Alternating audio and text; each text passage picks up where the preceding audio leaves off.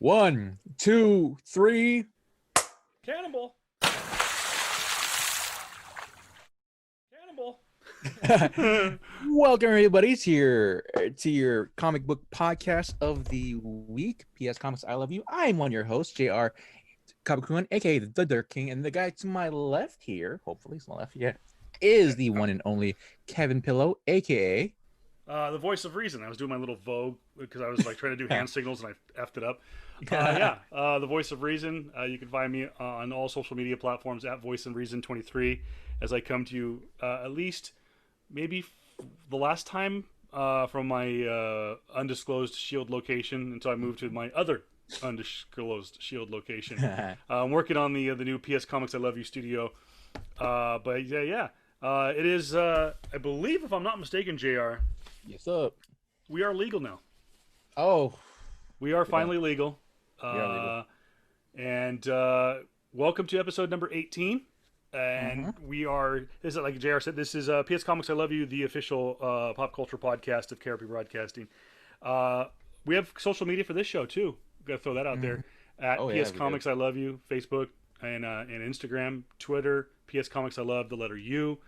And then, of course, we have an email, which go ahead, use, abuse, send us your good and bad and the ugly comments, pscomicsIloveyou@gmail.com.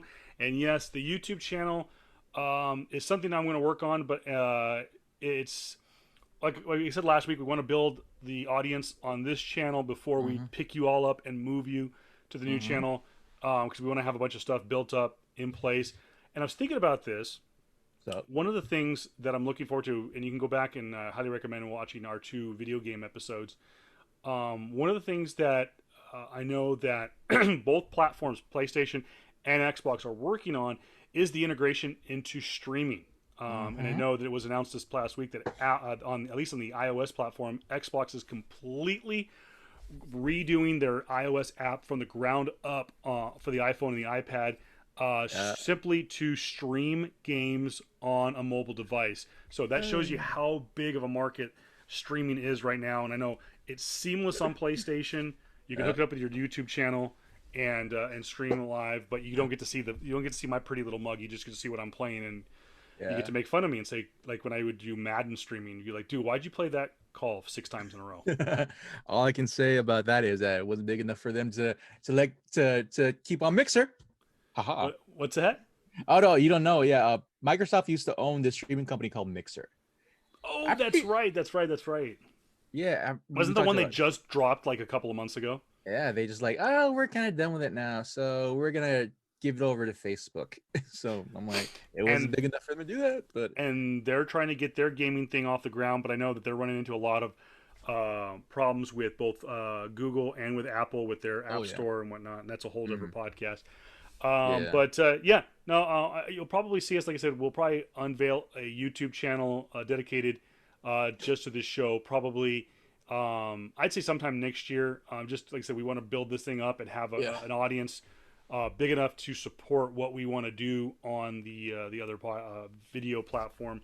Like I said, I want to do some streaming. I want to do some. I know I'm real tempted the next time I play some Avengers to at least stream it on this channel as you're watching it. So, but again, talking about podcasts, iHeartRadio, Google, Apple, Spotify, the usual suspects. We got another one, a biggie, that's coming that we can't talk about yet, but I know that it just opened up to the public, this podcast platform, and we're hoping to be added sometime in the near future. And I know we took some time to get on iHeart, so I'm hoping it'll take just about that same amount of time. So maybe a few more weeks till we can find out if we got accepted on this other platform that we can't talk about. But before we get to our main news and notes, I know we try not to start off our shows with negativity or sad news, but 2020, good God, can you just stop? This past week, we lost another legend in pop culture. Not in comic books, but for those who don't know, I am a wrestling fan. I love the old stuff. I like the new stuff. I don't care what it was: NWA, WWF, WCW, ECW, AEW, Ring of Honor, Impact Wrestling, I used to go to UPW shows in Los Angeles. I used to go to Raw and SmackDown pay-per-views all the time. But I love the old stuff. Love the WWE Network. And actually, I was watching Stone Cold Steve Austin doing an interview with Kurt Angle right before we went on the air. But we lost a legend this past week, Joe Laurinaitis, aka Road Warrior Animal. The Road Warriors are gone. Now, some will say we still technically have Road Warrior Heidenreich, Road Warrior Puke, but those were gimmick add-ons in the 90s and the 2000s. Yeah. Hawk and, Animal joins his brother in arms, Hawk, in that big squared circle in the sky. Hopefully, he was received through the pearly gates with what they call a Road Warrior pop. And for those who don't know what that is, that's a gigantic crowd reaction that these guys used to get back in the day, back in the 80s and the 90s. I mean, everyone has seen the videos. If we were a kid, you saw Hulk Hogan. Came out, blew the roof off. Yep. Road Warriors in the 80s got a bigger pop as a tag team. And these guys were amazing. They revolutionized the sport. They revolutionized their division. They were good dudes. They rode hard, played hard, and they when it was time to settle down with the fam, they did just that. We lost Hawk about 15 years ago to I believe a heart attack. No word yet on what did Animal in, but I could imagine it was the hard knock, the hard living, and the hard knocks of life that did him in, because like I said, he played hard, he lived hard, and of course he is survived by a lineage of Laurinaitis, including his brother John Laurinaitis, who used to work for the WWE as a producer and the head of talent relations, but most specifically his son James, I think it's James Laurinaitis, went to The Ohio State University, was an All-American linebacker, and of course played 8 years in the NFL, including with the St. Louis / LA Rams, and the dude was a beast. So, but our condolences to the Laurinaitis family, and like I said, we lost a good one. The Road Warriors, Legion of Doom, they were a lot of fun to watch, and so hopefully we can go this past week. No bad stuff. I mean, it is 2020. I will say this too, playing go real quick to the video games. I know we've got a video game note in here, but I want to get this in here. Again, still playing Marvel's Avengers on the PlayStation 4. Loving it. It took a little while. The storyline is so good. So many little Easter egg characters are in there. But it was announced that they are going to begin rolling out DLC characters probably as early as next week or the week after in October. The next round of characters that are expected to be announced are Kate Bishop and Clint Barton, the Hawkeyes. By the end of the year, they should also be unveiling possibly Black Panther. However, the company that Equinox, was it Equinox? No. What's the company that developed Avengers? Square Enix. I'm sorry, Square Enix. Yeah, that's Enix. Yeah. They actually have not shown any gameplay footage of the Black Panther in Marvel's Avengers. Reason being, they held a press conference, or were going to hold a press conference the week that Chadwick Boseman passed away, to unveil gameplay footage of Black Panther, which Chadwick Boseman had nothing to do with, because these are in a completely different universe. They're in the gamerverse of Marvel. But out of respect to him, his family, and the lineage he left with the Black Panther, Square Enix decided not to show that gameplay footage, and said that could be that they will not unveil the Black Panther until they're ready to release the DLC. It also should be noted that Sony will get exclusive rights to Spider-Man in the Avengers game, but that's not expected till January or February of 2021. Did they say if there was going to be anything for Xbox getting exclusive? It might no because specifically because you know how Sony has exclusive rights for just Spider-Man. So if anything, it might be either paid. It might be like one of those time exclusive type things where eventually it'll get to Xbox. But other than that, that's Sony's.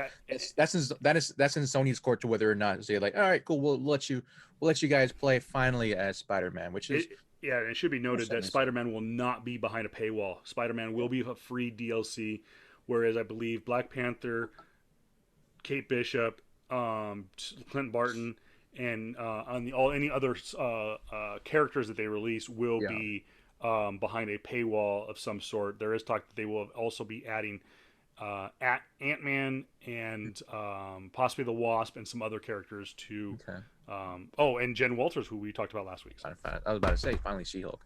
But yeah, guys. Other than that, I will say sticking to a little bit of the Marvel side. Something I didn't really expect. You see No. the new WandaVision trailer. Woo! At Do we when want to risk it? Do we want to risk it? Risk what? Do a little play along or Let's save that for later. I think right now. But yeah, the for those who don't know, the WandaVision trailer dropped last Sunday, basically a week today, and that night. And honestly, dude, it looked really freaking good. It looked really. I don't know. I didn't know what to expect from like these from like the Disney Plus Marvel TV shows, but then when that dropped, I'm like, okay, that looks like a better production value than basically Game of Thrones, you know. I think so, yeah. And so it looks very film-esque. It looks Very uh, cinematic. very cinematic. Very like the styles and the colors look okay. This is interesting. This is a different take of what we know Marvel movies, could come up with. But now, like, okay, you got Wanda, traveling back to the 60s and onward. And so I'm like, cool, just you do what you got to do. A little interesting look. More characters, more new characters from what I'm seeing. And I just can't wait to see what they do in this, Disney Plus universe now. Where before, if you remember, I don't know if you remember, but like I remember 3 years ago, where the actress, I forget her name, the actress who plays Wanda, Elizabeth Olsen. Elizabeth Olsen. It was either her or someone else. Who made a comment like, okay, a new character comes in, Brie Larson as Captain Marvel, and she's given movies, but I get a TV show only. I remember that conversation, right? But now when you see the scope of the Disney Plus uh, cinematic, small screen universe now, I'm thinking like, okay, she's given way more screen time, and Exactly. it's given more. It's on a premium service, and it's looking like it's looking way more. It's looking like a good avenue to really flesh out your character, because Exactly. let's be honest. As much as I love Elizabeth Olsen, as much as I love Wanda, and how I still have her as a higher tier than Captain Marvel. Oh yeah. If she was going to be given, if she was going to be put in a movie, she would be a secondary character. As sad as to say, Yeah. as she's always been. But like now, now that she's giving a TV show just about her and Vision possibly coming back, hopefully, it's a great way to flesh out your character. And it should be noted that this is not the first time. I mean, there's never really been a Scarlet Witch Mm-hmm. comic book. Yes, Vision had his own book from about 2015, 2016 to about 2017. I will. She did have a run. It was a Scarlet Witch run. Albeit it probably was a small run. I think at this point Marvel's given a book. You're right. I think Marvel's given a book to everybody, but Yeah. it's not like a Captain America book, an X-Men book, a Black Widow book, a Punisher book, a Spider-Man book. She maybe had one run and went, "Nah." But she did have, I believe, one maybe two miniseries with the Vision back in the 70s or the 80s. Now I have Yeah. 2 issues of the first Scarlet Witch and Vision book. I got in a collection I purchased a couple of years ago, and it's a very unique book. And I know that they took some elements of those miniseries and put it into this show. And at the same time, as it looks to me, the kind of mind altering trippiness of the show, where, wait a minute, the last time we saw Wanda Maximoff, she was talking with Clint Barton on the side of a lake after Yep. Avengers Endgame. And of course, Wanda was talking about Vision, and Clint was talking about Natasha Romanoff, aka Black Widow. And that was the last we saw the two of them, and assumed they were well and dandy in 2025 Yeah. in the Marvel Cinematic Universe. And of course, the last time we saw Vision, he was being crushed to death by Thanos. So why all of a sudden are they in 1950s sitcom? And it's obviously the mind trippiness that is Wanda's mind-altering powers. I mean, we find out in the comic books that for the longest time, one of the strongest superheroes in the Marvel universe has always been Charles Xavier, but Mm-hmm. really and truly, it actually is Wanda Maximoff, the Scarlet Witch, because of her ability to alter reality, and that was no more prevalent than in House of M. And a lot of people are saying that we are probably going to get our version of House of M in WandaVision. We're not going to see it to the full scale. With Wait. Oh, sorry, to cut you off. no, go Theory, ahead. possible theory. Then instead of her saying no more mutants, maybe mutants like her, maybe people She like her. blinks them into existence, That's what I'm saying. like a reverse. That's what I'm saying. That would be cool. Like because like I would just think the trippiness of like how would Marvel then implement basically mutants, right? Maybe full on. I wish I had a dad. I wish I had my brother back. I wish I had people more like me, right? And then boom, what she's gonna do? Possibly be that might she might be. It's a cop out, but it's like a believable cop out, right? Yeah, In the sense of like, okay, cool. Rather than have some, aka mysterious, we actually been here for about 50 years or whatever. We yeah. would it would why not have basically one of these strongest reality warpers with their chaos match just do some crazy stuff with their powers and say, hey, this was the scope I was thinking of. This is me in my most extreme distress right now, and I'm just gonna like just blink in, like millions, a whole species into existence because I can, and she has. It's a But possibility. it's always a possibility. It should also be noted that a lot of people are wanting to know who are some of the other characters. Now we do know that Kat Dennings' character Darcy Lewis is going to exist in the show, as well Really? as My boo. Randall Park's Jimmy Woo, which of course is the FBI agent, Yeah. He's cool. Ant Man and the Wasp. Uh, Teyona Paris will be Yeah. taking on the role of Monica Rambeau, which, of course, the last time we saw Monica Rambeau, she was a 9-year-old little girl in Yeah. Captain Marvel. But the Yeah. most That was her. interesting, That's and of right. course, we see her. You see Monica Rambeau in the Yeah. trailer. She's kind of being thrown kind of Yeah. from this world that Vision and Scarlet have created, and then through like a portal into what probably will end up being a sword base, Mm. which people don't know what is sword. Sword is the basically the Uh. space version of Yeah. Shield. Shield. Yeah. But it also the people are wondering like the big question is who is Catherine Hahn playing on IMDb? She is listed as Agnes, but there has been no formal mention by Marvel as to who Catherine is playing in the show. Now there were Yeah. some moments where it kind of because she goes along with Wanda and Vision into the Mm. different eras of these quote sitcoms. You see her in the 50s where she's like, "What a gas," and then you Yeah. see her in the 80s where she's got the hair band and the tie dye or the Yeah. not tie dye the fluorescent.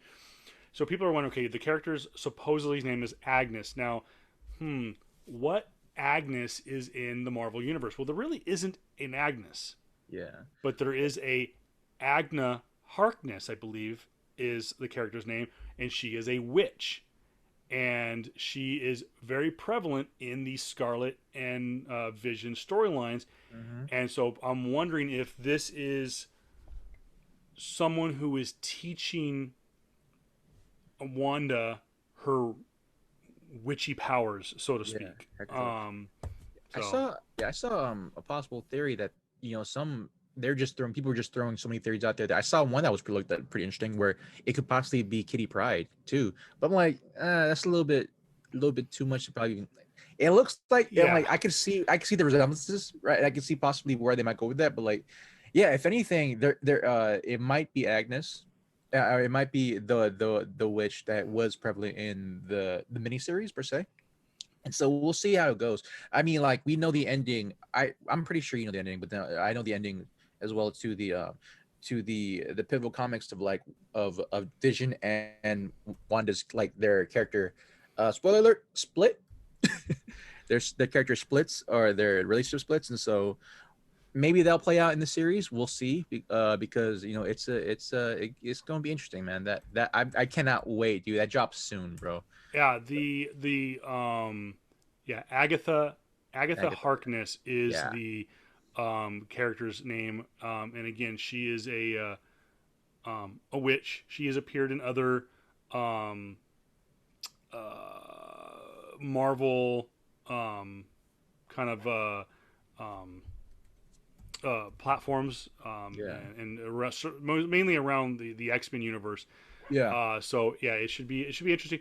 It should be noted too that like Jr. said, that in the comic books, Wanda and Vision do split because Vision does end up with kind of having in the comic books having his own kind of synthezoid family. Mm-hmm. And then I don't know who Wanda ends up with. Oh, you didn't know. Might as well just say it now. It's been like 30. It's been like 30 years or so, right? If you don't know you've probably seen that pivotal cover, right? Where like even an android could cry, Oh yeah. right? That was mainly because I think from that case, Wanda and Vision had kids. They actually had kids, and Yes. those kids are actually, I don't know if it was created from her chaos magic, that they weren't real at all. And that was the if I'm trying to take this back off from memory, but that was the breaking point for Vision. Like, okay, we can't be together because you're basically manipulating me to be in this to stay in this relationship. The kids were it, but then now you made the kids through your own manifestation, which is hilarious to me because at that point, then Vision made his own kids through his own manifestation. So it's a crazy dynamic there. But again, that storyline was 20, 30 years ago. Actually, maybe And more now. that is a storyline too that they are going to toy around with Mm-hmm. in the WandaVision, because you see Yep. in the as I call it, the growing pains scene, where it looks like they're on the set of Growing Pains. It almost looks Yeah. uh, like piece for piece. Both um, Vision and Wanda are holding what looks to be baby boys because they're wrapped in Yep. blue blankets, stuff like that. And for those who don't know, in the comic books, Wanda does have two children, Mm-hmm. and I think through a manifestation, isn't it, Yep. with Vision? And it is inevitably they become Wiccan, and Yep. Someone else. It's he has similar powers to Quicksilver. yeah. But I do know that Wiccan, he's actually pretty freaking strong. So I feel it's the same character that I'm thinking about. But yeah, Wiccan. Those two were supposed to come out. There were kids before. I'm pretty sure there were kids before that as well. But like it was during like something broke the camp. Like something that Wanda did finally just push Vision to the breaking point. Like, all right, cool. You know what? I can't be in a relationship with you. We're done. And so they've been constantly on and off for the last, Wiccan and Speed. there you go. Yeah, they're on and off for the last 20 years now. But we'll see where this goes. I'm super excited for it. The one downside that I could possibly say about this whole trailer is that I wish Red Foreman was in it. You ever seen the '70s show when you had We don't know he isn't. dude? We don't know he isn't. I was when I saw Kitty, dude, I was half expecting Red to be right there on the opposite side of her, just saying you're a dumbass or something like Dumbass. dumbass. It should be noted that right about now, or right about when Mandalorian is set to come out, which is October 20th, is when Verizon's free 1 year subscription to um, Disney Plus should expire. So Mm. you're gonna Disney's hoping to see an influx in Restrictions. real subscribers to the channel. Yeah. Now I'm prepaid for 3 years with Disney Plus, so I'm not a month to month guy. But I am a paying subscriber to Disney Plus. But the Mandalorian is supposed to hit October 20th, and they're hoping that because it's a week by week miniseries, it's going to be 8 episodes, I believe, for the Mandalorian, and they're hoping by the time that show comes to an end, they'll be ready to launch WandaVision by sometime in December, right around Christmas time, Oh and it will yeah. run the same formula. It'll be a week by week episodic show, so it won't be a Disney's really sticking to this. We don't want you to binge our show formula. They want you to keep you engaged and obviously keep your subscription going. Yeah. But it is expected too that when WandaVision is done, we will then get Falcon and the Winter Soldier. Yeah. So they're going to keep that formula going. And the reason is they have to kind of keep the train rolling because I think we mentioned on last week's show, is they have pushed all of the films to late next year. So they have Yeah. got to get the formula rolling. Haven't I do know that there was originally supposed the original plan for that was that WandaVision happens, and then literally right after WandaVision happens, um, the new Doctor Doctor Strange. Strange 2 happens. Doctor Strange 2 movie kicks off because those two characters will tie each other, which I absolutely love now. We're like Marvel for some finally like the last couple years, like, oh, we have all these crazy freaking superstar actors, might as well just like pair them up with each Start other. getting them to pair up with one another. And that's a great freaking idea because it just shows brand recognition, it shows brand, productivity. It shows that that all right, cool. We have these huge plethora of characters. Might as well just put them into just might as well make a story around them, and have them just basically go play. Which Yeah. is I applaud. So yeah, And I think that the reason that WandaVision finished first was because they were hoping to be in production already for the multiverse of madness, because those were going to tie together. It was literally their plan was to have WandaVision play, and then like episode 8 airs, and then the next week the multiverse of madness comes out. That's not going to happen because it's been pushed back because they lost their director, and now they've got Sam Raimi on the project, so they're having to kind of start from scratch. Now everything's been Sam pushed. Raimi. I think Multiverse of Madness isn't scheduled till 2022. Yeah. And they were also supposed to have Falcon and the Winter Soldier be wrapped and with a release date. Actually, Falcon and the Winter Soldier was supposed to be out. Actually, it was supposed to be out already. It was supposed to come out in August. Yeah. Loki's back in production. Yep. And Falcon and the Winter Soldier, I think, is all but wrapped. Yeah, the what ifs will be What If is still in the summer soon. of next year. Yeah, and the what ifs are probably the easiest ones because it's all animated. It's all animated, which is cool. Which would be a good thing to see per se. Just so Marvel could finally flex their stuff, because like a bunch of what ifs out of nowhere. All right, cool. That's always been one of the interesting series. And I love how they did I kind of liked how they did the comic book the movies, because you had like Iron Man was. People go like, okay, Iron Man, like when they did Iron Man 1, 2, and 3, people go like, okay, that is what is like a movie considered to be a run, or is that issue number 1? I'm like, it can go both ways, because you get so much flushed out in a movie. The TV shows are very much episode 1, it's issue number 1. Episode number 2, it's issue number 2. And then they started doing the one shots. So they started doing these very comic book esque things with the cinematic universe. And I loved it. And when they announced that they were going to do What If, and Danielle's like, my wife asked, how is it going to tie in? I'm like, it doesn't. What Ifs are completely on their own. It's exactly what they say they are. They are what ifs. Now, some what ifs have bred new life. I mean, we know that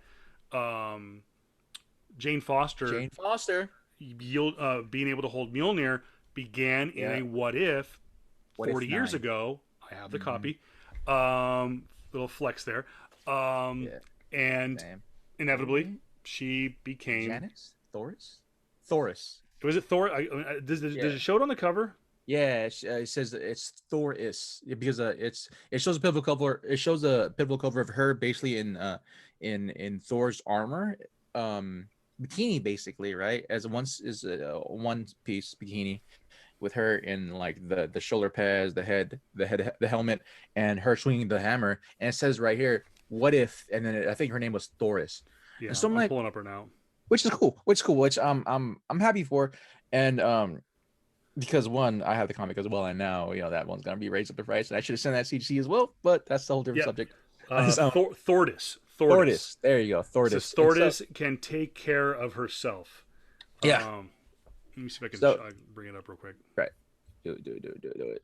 But if y'all were looking for a comic, man, this one you should got maybe that or Jason Aaron's. Yeah, that one came up too. Jason Aaron's run, his first run in what 2013. So there's the cover right there. What if Jane Foster had found the hammer of Thor? Yeah, Thordis. By the sacred beard of Odin. They don't talk like that anymore, do they? Yeah, I mean a little bit, but I mean Jason Aaron's run is very much a callback to all that stuff, so which is pretty freaking cool. I absolutely loved. Like I said, just to jump on this bandwagon real quick, and I think we talked about it. This is a previous episode that I was not a fan of the quote. I called it, and again send the hate tweets to @VoiceOfReason23. I didn't like the affirmative action sort of approach to the Marvel universe back in the early 2000s or mid 2000s. Um, Having Falcon be Oh, Captain America, have Jane Foster, a female, become Thor. Um, just Spider Gwen. mm, Um, just there was a lot of different things that they were messing with, and I'm just like, dude, just mm, come on, just leave it alone. yeah, But I wasn't collecting at the time. I didn't know what the context was for that. yeah, And looking back at it now, and that looking at in the book, even Falcon, even he didn't want to take on the mantle of Captain America. He didn't. yeah, He didn't want to just take it and go like, yeah, I deserve it. yeah. Very much like he did in the movie. And the same thing with they didn't say Jane Foster was Thor. They just it was this mysterious, obvious female Yeah. goddess of thunder. So Yeah, I will say, for those who have no clue what like in this like the easiest way for this context now is to say what are what ifs, right? What are your what if stories? Basically now, your what if stories are basically everything outside of Earth 616, which is the mainline continuity Marvel universe, right? So like, what if there wasn't a Spider-Man? Well, we do. His name is Miles Morales. yep. What if Spider-Man was a girl? Well, now we do. Her name is Spider-Gwen. What's another one? What if all of X-Men just died completely, like they were all destroyed? And Well, they that did. happened. House Marvel, of M. House of M, Marvel Ultimate, right? And it's funny when people say, man, I wish all the what if stories happened again. Well, technically they are, because Kind of. they kind of are, because like, everything that happens outside of Earth 1616, right, is alternate realities, alternate universe that do happen in some type of mainline story, and now we all have them just come together in Earth 616, and now we have all these just awesome characters. Miles Morales was very hit or miss for a lot of people until just recently, which is still kind of aggravates me, because yes, we could point to Bendis's writing and just his flat storylines at points, right? But then overall, we have your first African American slash Puerto Rican superhero. Yeah. Cool. We have him. We have multiple characters of Spider-Gwen. We have multiple characters now, and finally they're shedding a light to it, and I'm freaking cool for it. So yeah, y'all should be excited for for the possible what if storyline, because it just might happen. They Yeah. just might And happen. I know that episode 1 is going to deal with Captain America and the first Avenger, and of course it is not Steve Rogers, but Agent Peggy Carter Yeah. takes on the Super Soldier Serum. There's also talk that Mm-hmm. um, what if there was and the other thing too was the Iron Man suit Yeah. wasn't created by Tony Stark. It was created by um, his father, Oh yeah, Howard Stark. Howard Stark, at the same time as the Super Soldier Serum, giving Steve Rogers a different set of powers. Yeah. There's talk that, and then they're going to deal with Marvel zombies in the what ifs. Yeah, there's all kinds of options. So again, can't wait for next year. That's actually I'm more excited about what if than probably any other shows. So, but Yeah. if you have a chance, check it out. Go to YouTube, check out WandaVision trailer. Mm-hmm. You can find it on the Marvel channel, on the Disney Channel, D23, Disney Yeah. Plus, whatnot. Um, A bunch of other stuff just happened right now. I know that we covered. I'll if you don't mind, I'll take over the next Go ahead. couple of Actually, I points. got someone knocking at the door real quick. Yeah. Okay, guys.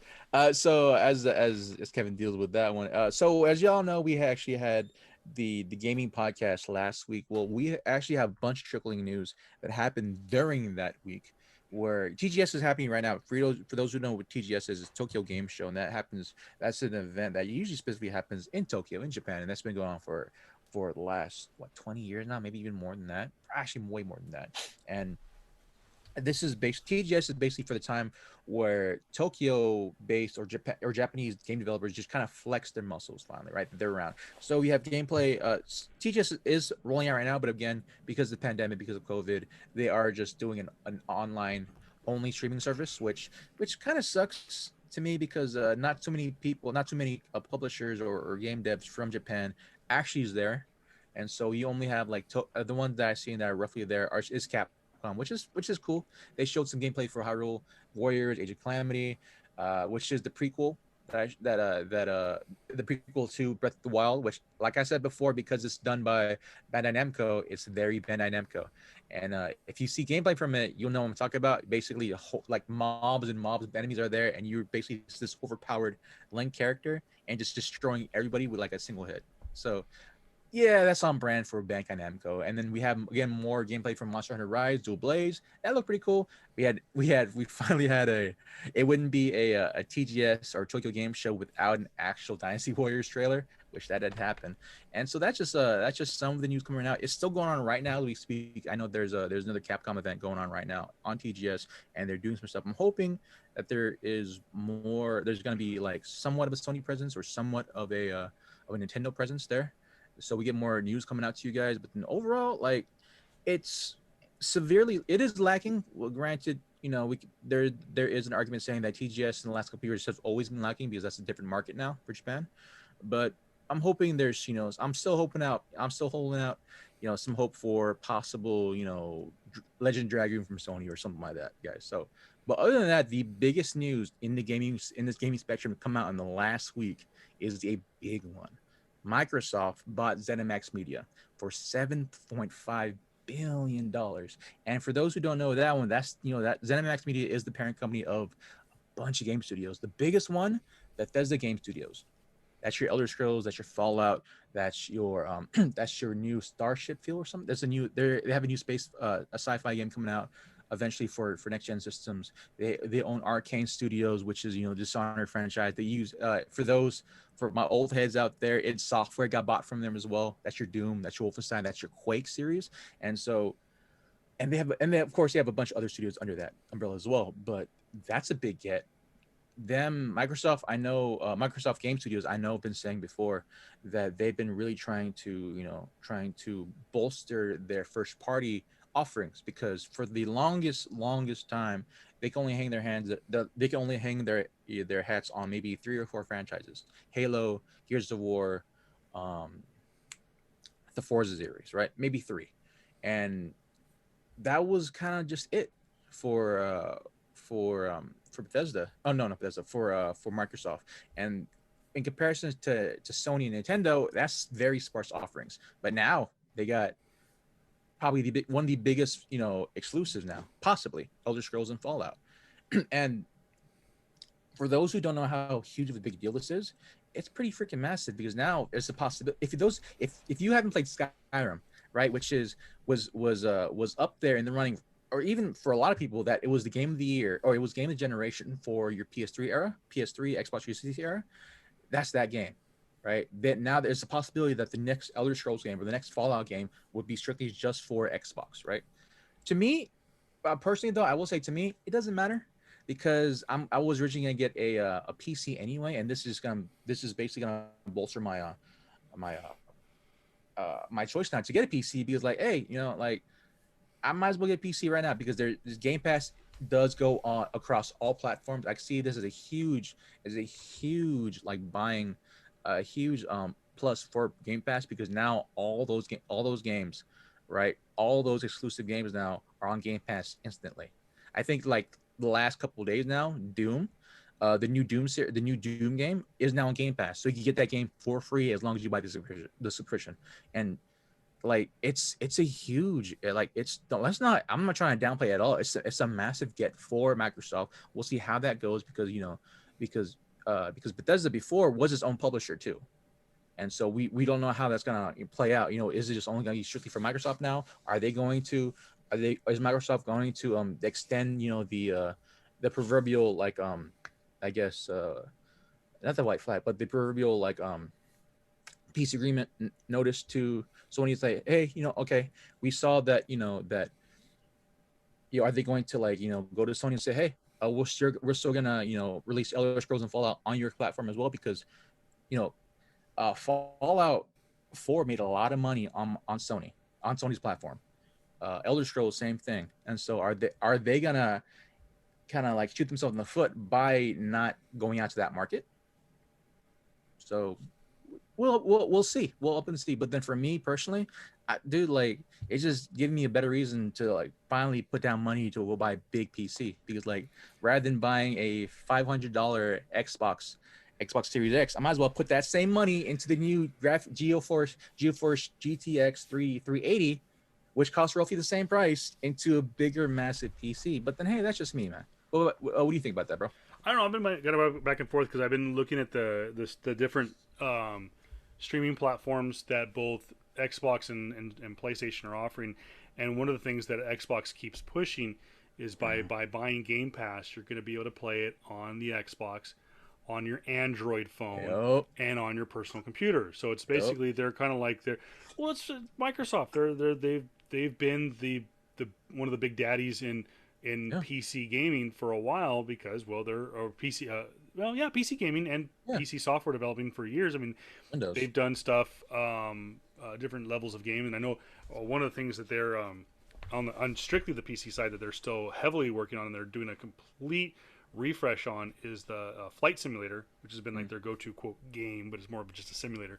Yeah. I like it, and you know me, it'd be really hard for me to want to invest money into a PC when I'm such an Apple person, and I'm looking at getting Yeah. for our podcast, getting a new computer for the downstairs studio.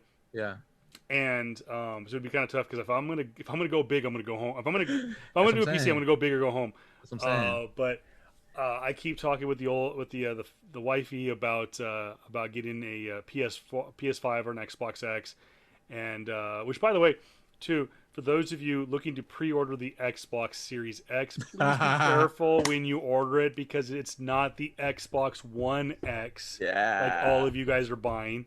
I was so funny. A buddy of mine bought the PlayStation 5, pre-ordered the PS5, got his confirmation, and Lucky. then pre-ordered the Xbox Series X. And then all of a sudden he got a shipping order. And he's like, are they shipping it early? And he got it and opened it up. He's like, the hell?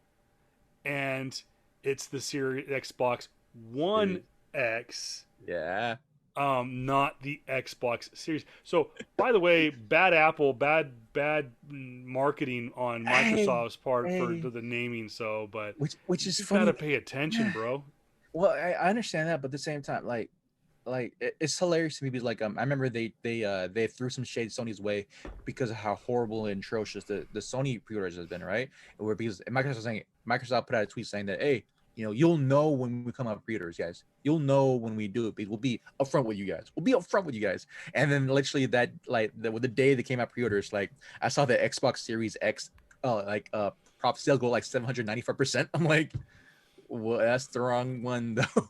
So it's funny to me, it's just funny to me because it's always happens during newer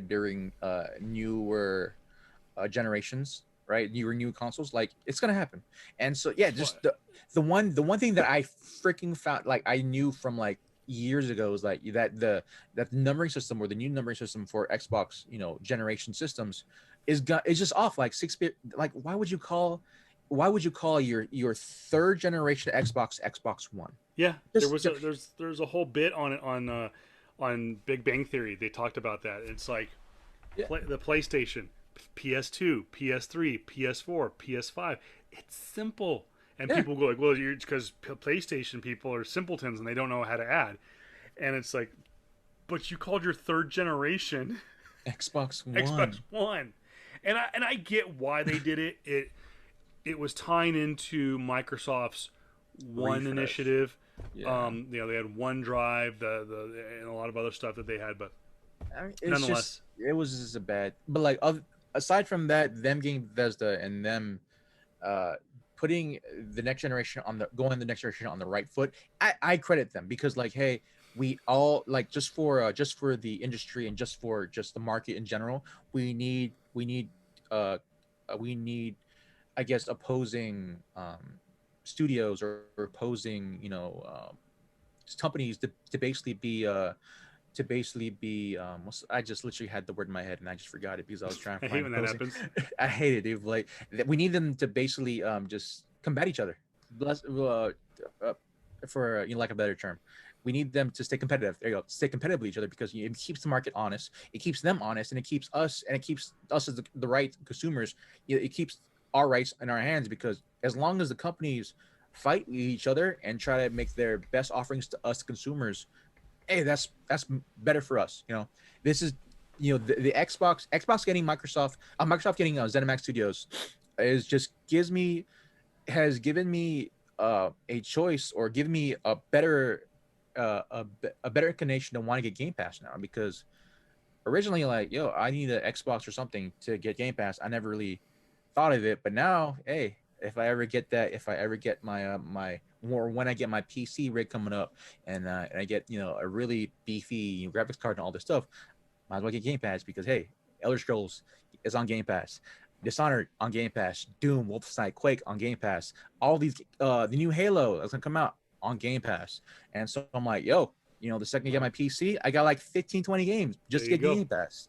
So I'm like, cool. That's gonna be cool. And aside from those, guys, we have one possible news coming up.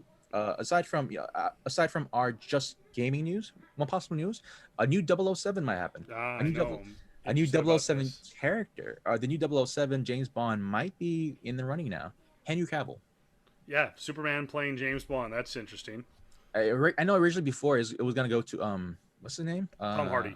Tom Hardy. I was gonna say Ben Hardy for some reason, but yeah, Tom Hardy. And those choices are actually really good. But I do expect, but Henry Cavill, man, to me, he looks more, I guess, regal, if that's a better choice of term, more regal than Tom Hardy. Even though I love freaking Tom Hardy, dude. Uh, I, I I think Henry Cavill. I think maybe it's just the jaw of Henry Yeah, Cavill. and that's the thing is I think what's really tough about having Henry Cavill play, even though he's played The Witcher, but he's Superman. He's he is the symbol of truth, justice, and dare I say the American way. I know he's a worldwide character now, but you can't sit there and everyone knows that Henry Cavill is a British actor. Yep. Um, but to me, it's hard for me to look at Henry Cavill with the suit and tie and the Walter PP7 and play play James Bond and his License to Kill, because he's playing the ultimate Boy Scout in the form of Superman, who I know he doesn't kill, but he killed General Zod in the very first movie. But Yeah. hold, hold on, I think I may I have got it. had an issue. Go ahead, take it real Yeah, quick. yeah, bro. Oh man, that's what happens, guys, when you have kids, man. You transfer everything. But yeah, just Henry Cavill, possibly being James Bond is an interesting choice to me. But overall, I'm cool with it, man. I Henry Cavill always been a great actor for me. He's always been really, really.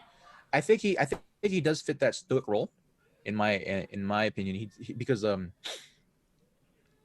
even though James Bond historically has been very charismatic, I see Henry Cavill, and he can play that charismatic role at times, right? I do remember his role in The Man from Uncle, I think that was called, where he played an American spy or American CIA agent, and yeah, I thought he was cool in it. I granted, there were some critics to say that he felt very flat, or he felt very forced in that role. But again, that was him, like, what, almost 4 or 5 years ago now. And so I want to see his progression as an actor. I want to see the progression, because as an actor and as a leading man role, he could definitely play the action part easily. I'm like, come on now, we've seen The Witcher, we've seen Superman, we've seen we've seen him in Justice League. He could definitely play the play the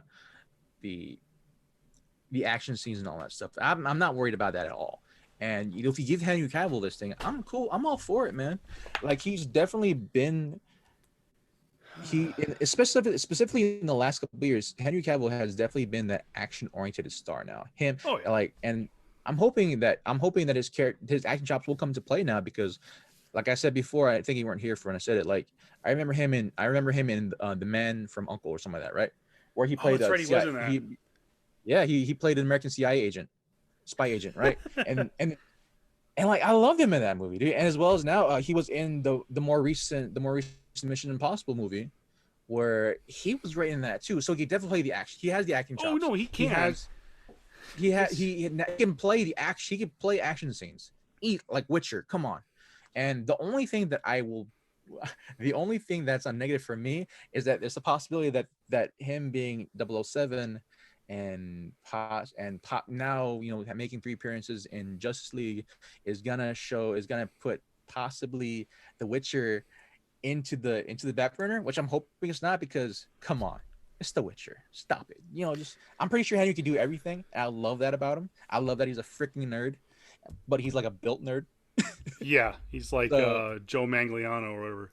that's what I'm saying. So I'm like, I'm hoping Tom Hardy is somewhat probably linked to another 007 movie. Maybe he could be the villain, I because like that'd be that. freaking great to see. That'd be great to see, because like actually it's freaking cool. But yeah, possibly Henry Cavill might be signing a three to four movie deal With to be the DC. new James. No, Oh, no, with not James DC. Bond. James Bond.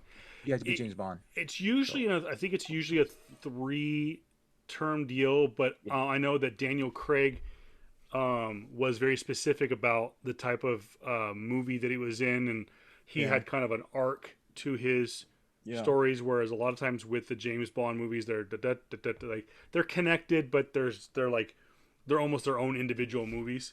yeah. Which It's just gonna be so kind of tough because for me, I look at Henry Cavill a little bit differently.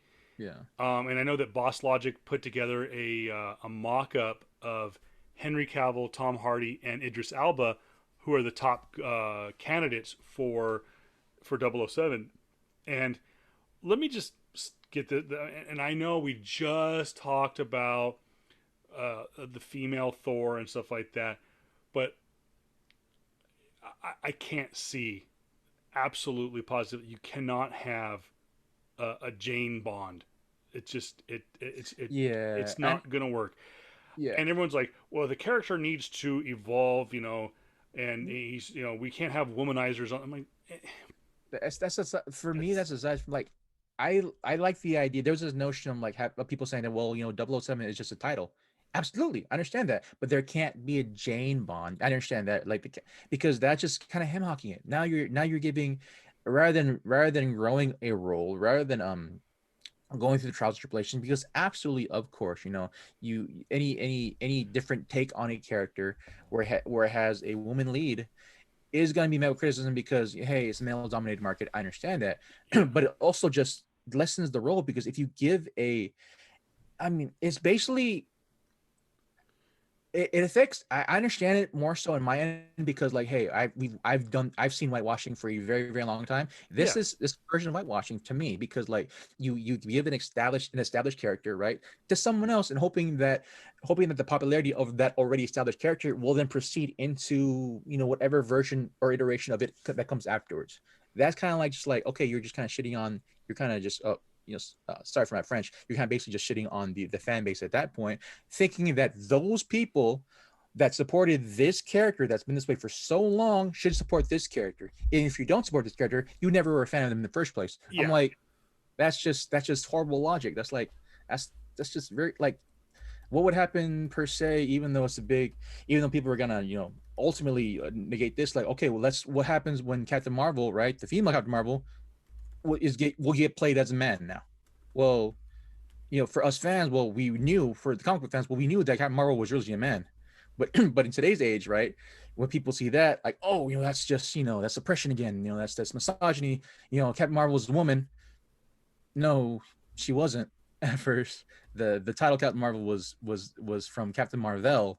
yeah. And but then people don't know that, because people don't know the history of who Captain Marvel, the character or the alias, was. And so that for us, that's basically the same thing. Like, I don't want the new actress possibly to be pigeonholed into this role then, where you're supposed to be this character but female. Yeah. And I'm like, why don't you just, I would be okay now, because I've seen now of the new trailer for James Bond. I would be okay if the character in that one, I think the new double O, another double O, would take over that role of oh And there 07.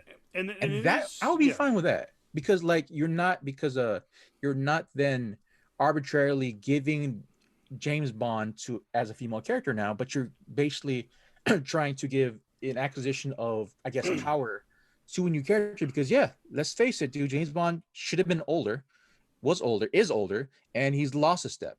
Yeah, and I'm okay with, like I said, it's been no secret that they do have in MI6 that there are female double O's. I mean, matter of Yeah. fact, the character in, and it's one of my favorite Bond movies is oh my gosh, Skyfall.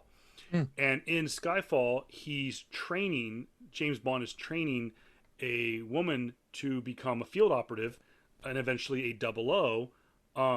And she's the one that shoots James Bond in the shoulder and inevitably retires from. And people go like, we'll see right there.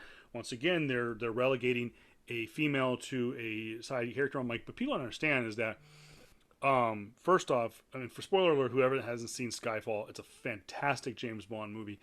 Um, is they relegate this character to she becomes Moneypenny, who is a Yeah. very important character to the James Bond mythos.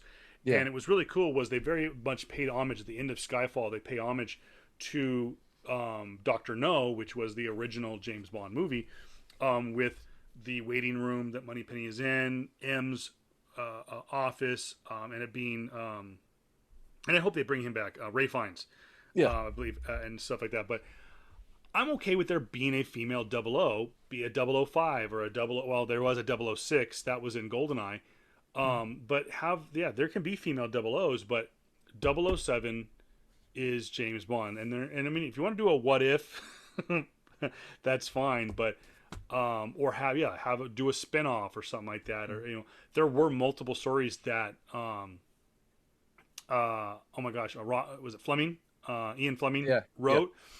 I mean, he wrote the main stories of James Bond, but he also wrote small Yeah. short stories that Mhm. involved side characters. So I'm all for adopting those and introducing a quote lead character that's within the 007 universe. Yeah. I know it's kind of like Yeah. such a cliche thing to say No, nowadays. no, it's like I understand the need for possibly new faces in this world because we 007 is 007 or James Bond has been the longest running. Well, I guess the second long. It is. It I is. think it should be the. Actually, I think it should be the longest running because I think the second, because I close second or maybe even first is the Doctor, for BBC. Well, the James Bond in the cinematic universe in a cinematic platform is the longest running Yeah, single character. character Yeah. appearing in so many movies. He has now done. I think it's 20. James Bond 25 will be the one that's coming out. The next one that comes out is Bond 25. Mm. I think he's the longest standing character to appear in so many Cinema. movies. Yeah.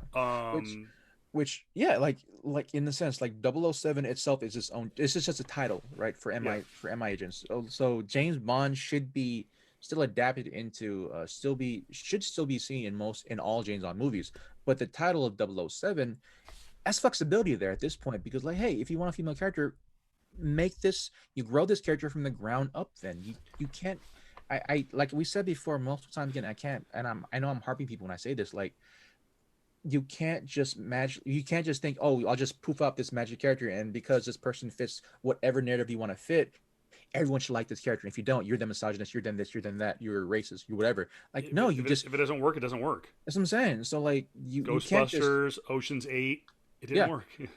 like, and yeah, with those results we saw it, okay, you had this big huff and puff. Well, Ghostbusters, like, okay, that's not the Ghostbusters that I knew and loved, so therefore I'm not gonna watch it, right?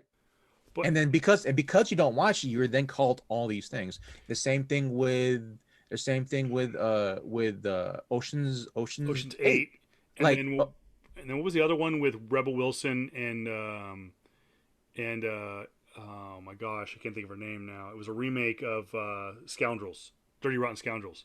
I have not seen Oh that. yeah, it looked funny. Like I remember the first time we saw the trailer, I was like, my wife and I, we went and saw a movie and we saw the trailer for it and we're like, oh, this is a remake of Dirty Rotten Scoundrels, and we saw it and we're like, it's funny. And then we watched it, Uh, we saw the trailer a couple more times, we're like, oh god, this looks bad. And then one of my friends saw it and like, no, it's exactly, they tried so hard for it to be Dirty Rotten Scoundrels. It was bad. It was just bad. And then my wife, bless her heart, watched all the way through, watched the female Ghostbusters, and she's like, no, it's bad. And Yeah. I love, she goes, I love Chris Hemsworth, and he was the only thing good in it, and not because he's this big hunk of a guy. He She said, was, no, he was the only good actor in it. which is his acting touch of Chris Evans, no, of Chris Hemsworth, but yeah, like absolutely, like all these revamps and remakes of once prominent, male, I guess, quote unquote dominated, not field, but like movies, right? You have what's the other one that came out? Well, other than like of course Ghostbusters, you have Ocean's 8.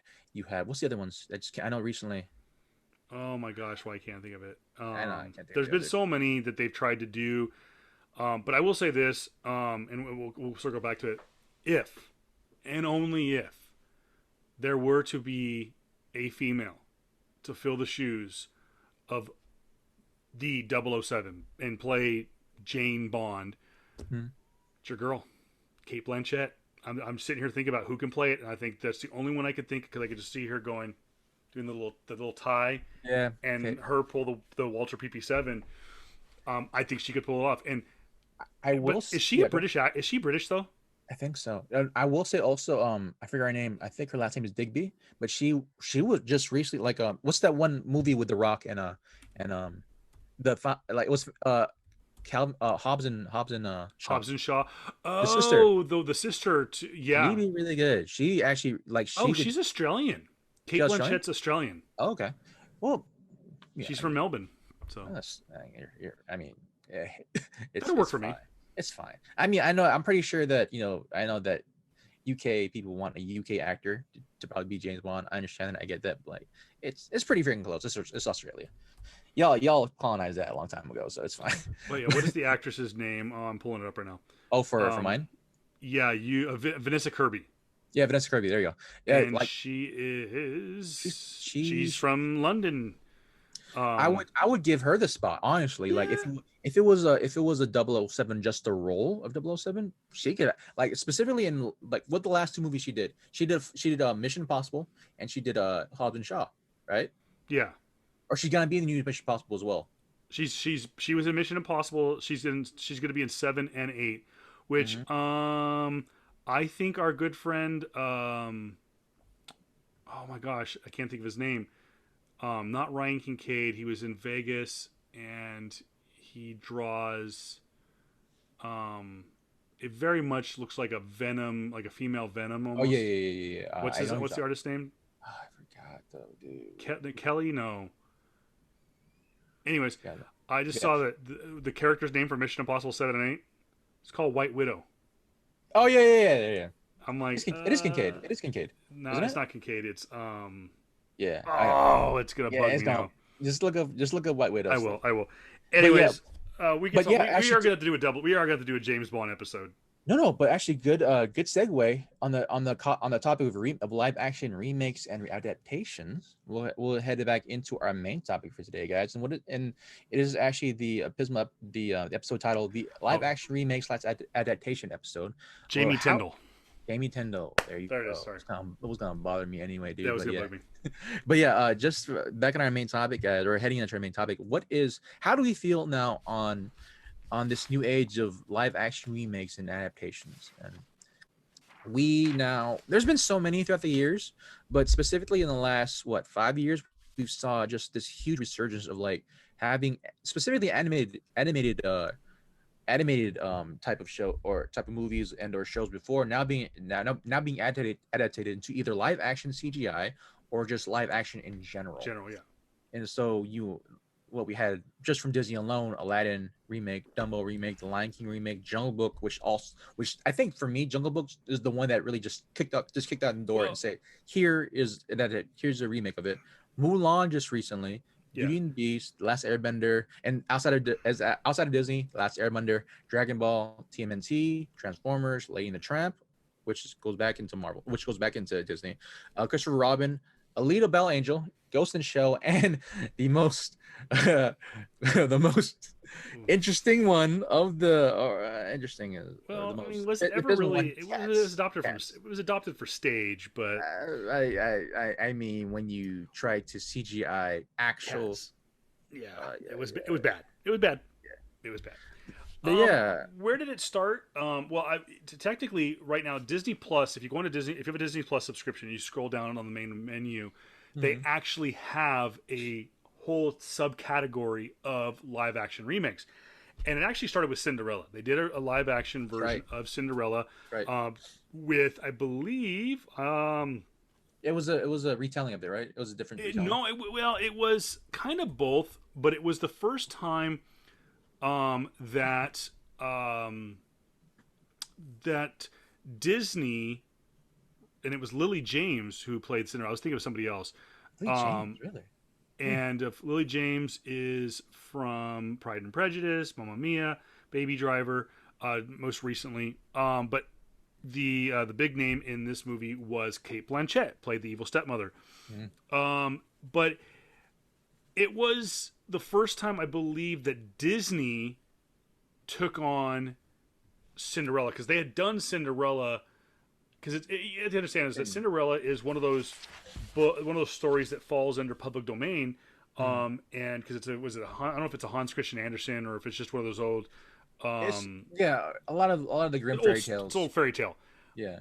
and Disney just made it their own back in the 30s, Yep. and I think it was the first time that Disney had redone Cinderella. I don't think it was an exact adaptation from the cartoon, but it was the first time that Disney did it. And then, like I said, it went from there. I think, like you said, though, Jungle Book may have been the first time that Hit $1 billion. it was like, hey, we're redoing these things, um, and and it's just kind of like it's a snowball from there. They went from the Jungle Book. They did Pete's Dragon, That's right. which one you understand Pete's Dragon was half live action, half animated, when it came out Yeah. in the 70s, anyways, and it was a commercial bomb. Though I enjoyed it as a kid. Mm, It's because I thought, you know, I guess how Pete, that like how the dragon talks. I don't know why. yeah. But there's, like I said, all these live actions, and it was funny was someone I was doing some research on these things, um, because you have on here like you were talking about the saturate. Is it saturated? Yeah, yeah, I think it is saturated. Um, I was doing some research on it, and I was trying to think of like why. Why did Disney decide to do this? And I Hmm. can remember was back in like the late 90s, Disney did the Haunted Mansion with Yeah, Eddie Murphy. that's right. Then they did the big, gigantic, epic, out of this world blockbuster that is the Pirates of the Caribbean. I That's right. mean, that first one was fantastic. I think it holds up. It holds the test of time. Well acted, well written, well directed. The everything about it, the costumes, the set design. When they had to do CGI, it wasn't half bad. I mean, I can't really think. When even the monkey was, I mean, which was CGI, was pretty good. Yeah, for its time too. What Disney inevitably, when they saw what Marvel was doing, what they saw that Fox was doing with the X-Men and and whatnot, that Disney went, we did this ride movie with Haunted Mansion. We did this ride movies for Pirates of the Caribbean. And at the time, they were looking to do the Jungle Cruise. They had actually started talking about doing the Jungle Cruise some Yeah, 10 years ago. yeah. And it is still coming out. They were going to do a Big Thunder and a Matterhorn movie. So they've done all these ride movies, and they were going to have it be tied into a quote Avengers, a tentpole, a big team based or whatever centrally located movie called The Magic Kingdom. And I remember reading about it going, where are they going to go with this? Is like, are you going to have Eddie Murphy and Captain Jack Sparrow like on the same scene? Like, what are you going to That's do? gonna be weird. Yeah. And so then they abolished it and went, okay, back to the drawing board.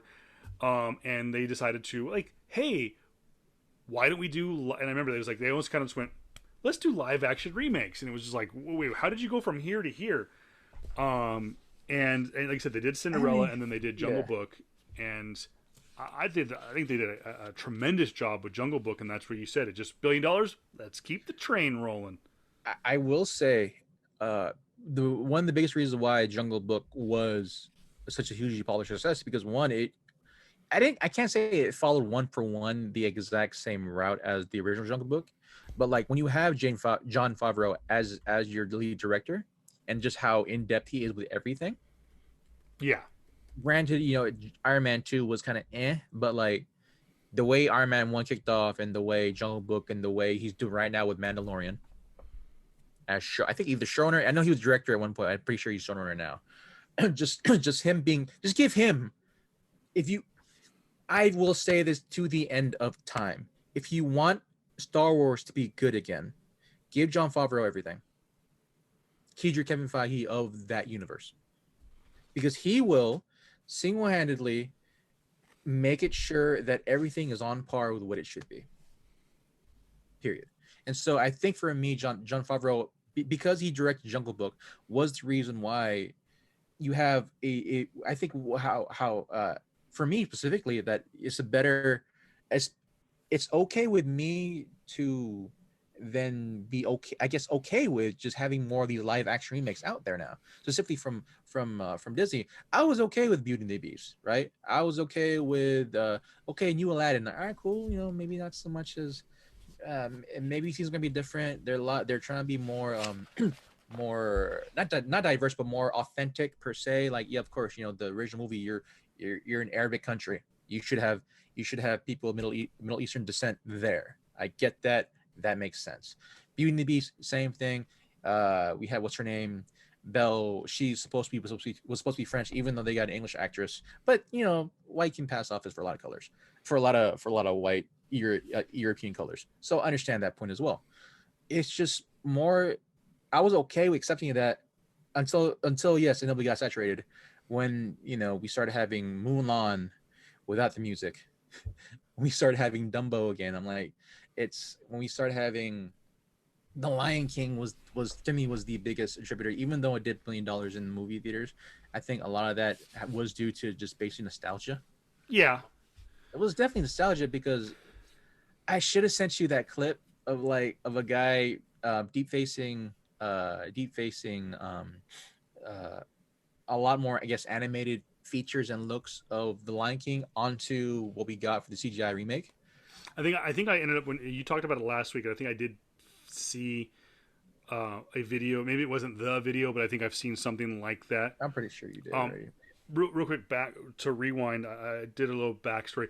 The movie I was thinking of, called The Magic Kingdom, was sort of going to be like what I mentioned, where it's going to be like the Avenger style. But what it was actually John Favreau was attached to do this movie, and what it was going to be Night at the Museum at Disneyland, and you were going to have those characters make appearances coming out of the ride. So you would have, like in Night at the Museum, where you had what was it, King Tut come to life, and it was played by the dude from The Simpsons. I can't think of his name now. And you had Teddy Roosevelt come to life, and it's Robin Williams. Robin Williams, which I thought he did a great job, by the way. Yeah. But if you had the pirate from Pirates of the Caribbean come to life, it was going to be played by Johnny Depp, and it was and that's kind of what it was. It was basically Night at the Museum at Disneyland. The last movie that was going to be built into this mythos was Tomorrowland, featuring George Clooney, and then that absolutely tanked. They're like, no, we're not going to do that. They had already done Cinderella, and so they went to John Favreau and said, listen, we're not doing that movie. What else you want to do? And he pitched the idea of, let's retell in live action form Rudyard Kipling's The Jungle Book. We do a little twist on nostalgia. We do a little bit of taste of nostalgia with the animated feature, but tell the more literal, accurate telling of the story, which they did do a good job, and they had a hell of a cast too. So yeah, I mean that the Jungle Book for me was all right, cool. That's now nostalgia really good. Came in play. That was good for me. And then, it was just overall, it was a really good movie. It had a great story arc. I mean, like that, and I think what was it? That was that movie came out in what, 2015? Something like that. It was God. You had Scarlett Johansson play a snake, play the anaconda, or the anaconda. not Shere Khan. That That's your was con. Someone that's else. Idris Elba. Yeah. Um, But you had her play the snake, which one, I'm already in love with Scarlett Johansson's voice because I watched her, and she could be on my phone every single day just talking to me. I don't care. I love that woman's voice too. And so uh, Ka. Ka, yeah, there you go. But yeah, you have that movie was a great storm of many things, and so that just kicked off for me. That kicked off a lot of these other remake movies, but then of course now it feels super saturated because just the frequency. Because one, we had Jungle Book come out, and then we had Mowgli, which from a different studios come out too during that same year. If you don't remember, I do, and then it was them trying to go like, no, our version's going to be better. We're going to tell more a more accurate authentic, story. yeah. And so I'm Like, like, get the hell out of here. you're not gonna outflex Disney. And then before all those stuff came out too, man. Before the newer iteration of live action remake came out or adaptations, we had Transformers, which Michael Bay is Michael Bay, and it's not the most honest retelling of Transformers, but hey, it's No, the American based one, and so the there's first that. movie was the first movie was entertaining. I liked it. I actually even liked Dark Side of the Moon. I actually enjoyed that one too. For me, I think the most honest retelling in the last couple years is probably Alita Battle Angel, which very much for those who haven't watched Alita Battle Angel, the animation, it was pretty accurate in the sense like they introduced, I think it was three movies before. I know it was three. I know I have the volumes, so it encompassed like a good portion of the volumes from the manga, and then like cool, they had it there. They made her like super anime-ish, which I'm cool with. Big eyes, oval face. It's anime, cool. That's at least one iteration. I forgot who the director of it was. I think it was not Benicio del Toro, but someone else. It was What for Alita? yeah, Little Ballinger. It I was just dang it, I had it up in it. Sin City. I think it was the director from Sin City, or no, it might be a Oh new director. It might have been no, a new director. goodness gracious, where'd it go? Little Ballinger movie, but yeah. You're right, Robert Yeah, Rodriguez. Robert Rodriguez. So like I know he's been a big, anime fan for a very, very long time. So I'm like, cool. Give it to him. We're cool with it. His adaptations, other than maybe Sin City 2, have been pretty decent. Have been really good. And so I a lot of these remakes, even though I love Scarlett Johansson, her Ghost in the Shell was very abysmal. I still have the movie, but Ghost in the Shell is it's as honest as you possibly get from a movie that's trying to adaptate a Japanese niche market IP to America. So like I get it. But the second question is that we have all this saturation coming up with these movies, but then when we talk about superhero movies, it's different. How does the adaptation for these live action remakes differ from, let's say, superhero movies? Because definitely superhero movies right now are basically just adaptations of comic books. So I how do think you feel they differ? um, I'll use for example right off the bat, Mhm. Aladdin. Um, I liked Aladdin. I think they did a fantastic job casting from top to bottom. And if you would have asked me when the initial trailer and the initial casting came out, I would have said I love everything about this except for Will Smith as the genie. Sorry, Robin Williams died. And I don't even think you would have been able to get Robin Williams for the remake. Yeah, Um, he was super freaking pissed with and him. I think that, like I said, you have, for the longest time, you have these characters on page. I know they initially started on, like I said, they started in a book. Like I said, whether it be the Hans Christian Andersen, whether it be what were the brothers? What were they called? Brothers Brothers Grimm. Grimm, Yedrick Kipling. I don't care if it was William Shakespeare or whatever. And yes, they originally started on pen to paper. They started as unvoiced characters on paper. But for the most part, in our head, we as kids grew up with the Disney movies. We saw Aladdin, we saw The Little Mermaid, we saw Cinderella, Snow White, we saw Rapunzel, and we heard the voice. But we didn't get to see who the voice is. Same thing with kind of the same thing with kind of like X-Men, but that for X-Men it was different because it was like X-Men was adopted for an animated series from a comic book, and it was kind of like cool. We get to finally see their mouth move and to hear a voice, and I think that was the thing with you go from a Disney cartoon to a Disney live action. We want to hear the we want to hear or at least hear the same dialogue or the same voice be as close to. That's why people are like, Will Smith it's not the same as Robin Williams. He's not gonna, you're not going to hear Robin Williams. Yeah. With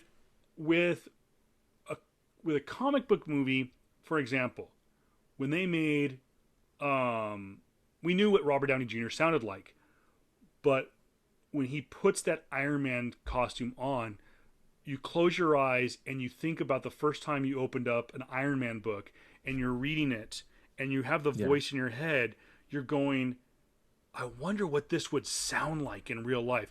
When he hits the repulsor blast, we can hear that authentic that sound of the the blaster sound, because for years we had to picture it in our head. Whereas with the Disney cartoons we were given as a kid, we knew what the Little Mermaid sounded like and when she sang like and stuff like that. And then when we see the live action remake, we go, God, that's not what it sounded like. Mm-hmm. With the comic book movies, we can go like close our eyes and go like, oh my God, that's what Steve Rogers, that's what he sounded like in my head. Case in point, the Lion, the Witch, and the Wardrobe, the Chronicles of Narnia. Yeah. I went and saw that in the theaters, The Lion, the Witch, and the Wardrobe, and I could close my eyes and I could hear the children speak, and I'm like, God, that's exactly what they sounded like. The music, the sound of the show, seeing the lamppost and stuff like that. I'm like, that was so cool, because to me, even though they kind of had done live action Chronicles before, this was my Chronicles. I got to finally see it and stuff like that. So it was like, that's the way I look at it. Is it's different with. People go like, well, why are you bitching and complaining about live action remakes? You love Marvel movies. I'm like, that's different. That's taking from a animated book, a comic book, and putting it on the big screen. You're taking a cartoon and changing it to, and that's what I liked about with Transformers when they got oh God, I can't think of his name. The guy who does Optimus Prime. Oh yeah. You can't have Optimus Prime and not have the guy who does the voice of Optimus Prime. And that was one of the reasons why I wanted to meet him. He was actually going to be at Comic Revolution this year in Ontario, and I wanted to have him. It was joking around. They were do the voice. Well, no, it was funny. Was I just had to tell the story? Was there's a line in Big Bang Theory, and they're getting to meet, the characters get to meet Stan Lee, and they're like, oh, what am I going to have? Am I going to have him sign, Avengers #6? And they're all trying to think about what book are they going to have Stan Lee sign. And one of the characters goes, I'm going to have him sign Detective Comics number 700. Stan Lee never worked on Batman. Yeah, but I will be the guy who will own the only copy on planet Earth of Batman signed by Stan Lee. And so I used that philosophy, and I told my wife, hey, if I go and I want to do this meet and greet with I think it's Peter Cullen. Is that his name? I can't recall. Anyways, I think it's Peter Cullen. I said, I want to meet the guy who does Optimus Prime. And he goes, and they actually put on there that you can have him sign or have him read something. Like he was going to do voicemails. Yeah. And my wife goes, what are you going to have him, like, are you just going to have him do Autobots roll out? And I'm like, no, everyone's going to have him do that. I want Peter Cullen in his Optimus Prime voice do the monologue from Taken. I know where to find fun. Yeah, that I know. I have a certain set of skills, and what also inspired that was hearing Seth MacFarlane on a talk show. It was the Graham Norton show. He did the Taken monologue in the voice of Kermit the Frog, and it was hilarious. I'm like, dude, I have to have Optimus Prime do this. But no, I going back to the original point. You had, if you were going to do Transformers, you had to have Peter Cullen do the voice of Optimus Prime, and that was like, I don't think you can do it anywhere else. And Yeah. I thought that the guy who did Megatron did a really good job, even though it was not the original voice actor who did Megatron back in the 80s, that he did the just hearing him go Star Scream, I was like, yes, it's not you, but it's yes. I will say for me how the newer live action remakes differ, specifically in the realm of like just the Disney ones too. How they differ from their superhero counterparts is that one, for me it feels like those same movies are basically the same movies. Like it's just retelling. But then we have newer faces per se, upgraded CGI, maybe much more authentic set designs and all that stuff. It's just that it's nearly the same movie, right? Other than of course Mulan, which isn't beat for beat the same movie, but like Jungle Book, same movie. Lion King, same movie. Aladdin, same movie, right? It's Beauty and the Beast, somewhat same movie, right? It was the same movie. If for me how the bubble, the saturation bubble for me is popping is that it's basically the exact same storyline for me. You know how people say that, oh, superhero movies are exact same thing. It's the same thing. You have this big hulky guy save the person in the end of the movie. They fight the big bad, but that's because you're not. Those are people who are not really looking at superhero movies as an actual genre or as an actual as an actual I guess legitimate genre now. Before it's that like how they differ from superhero movies is that. How superheroes different from remakes now is that there's way more story to tell because of just the fact that the source material spans now maybe possibly 80 years, 90 years now. 90 years, yeah. It's just that we have more story to tell of Superman. We have way more stories to tell of Batman. Hell, we have stories to tell of Joker and Spider-Man. And we have way more stories of those guys, those people, than we have of Dumbo, than the Lion King, than Jungle Book, because those stories from Disney or these remakes stuff from Disney are basically just kind of just one shots and that's it. And to me, that's how I feel, as if these movies are super saturated because it's basically the retelling of the exact same movie. And that's what I gave so much credit, though I haven't seen them all the way through. Mm-hmm. I gave so much credit for Tim Burton in the retelling of Alice in Wonderland and through the Looking Glass is. He took elements. I think it was Tim Burton, wasn't it? Was it Tim Burton that did those movies? Yeah, it might have been. I know that he did. I know he did Dumbo. He did the abysmal as well. The abysmal, we call it Chocolate Factory. What's the name? Charlotte and Chocolate. Yeah, it was Tim Burton. That's Tim Burton's one. That was kind of abysmal. Like even though because one you didn't have the singing and all that. It's Tim Burton, so it's Tim Burton. But like. Yeah, like with Alice and then with Through the Looking Glass, he took elements of the original story to the point where when you watched his Alice in Wonderland, it wasn't a retelling; it was almost a sequel. Yeah. That it almost kind of teased the fact that Alice had been to Wonderland before, wink, in the animated feature, and that this new book was her grown up and her going back to Wonderland. So they took elements of there was kind of like a little hint that it was a sequel, but then they took elements of the first movie, the Red Queen, Tweedledee and Tweedledum, stuff like that, and then they took little bits of the original book too. So I gave him credit that, and the same thing with who did Maleficent. The Huntsman. Oh yeah, Maleficent was good.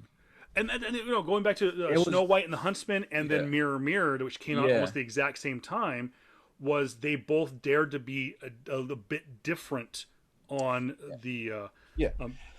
So I give more credit to those because and these are from movies. I don't think they're Disney movies, right? Not I think Maleficent might be, but Maleficent is. Yeah, Maleficent falls into this. It falls into the.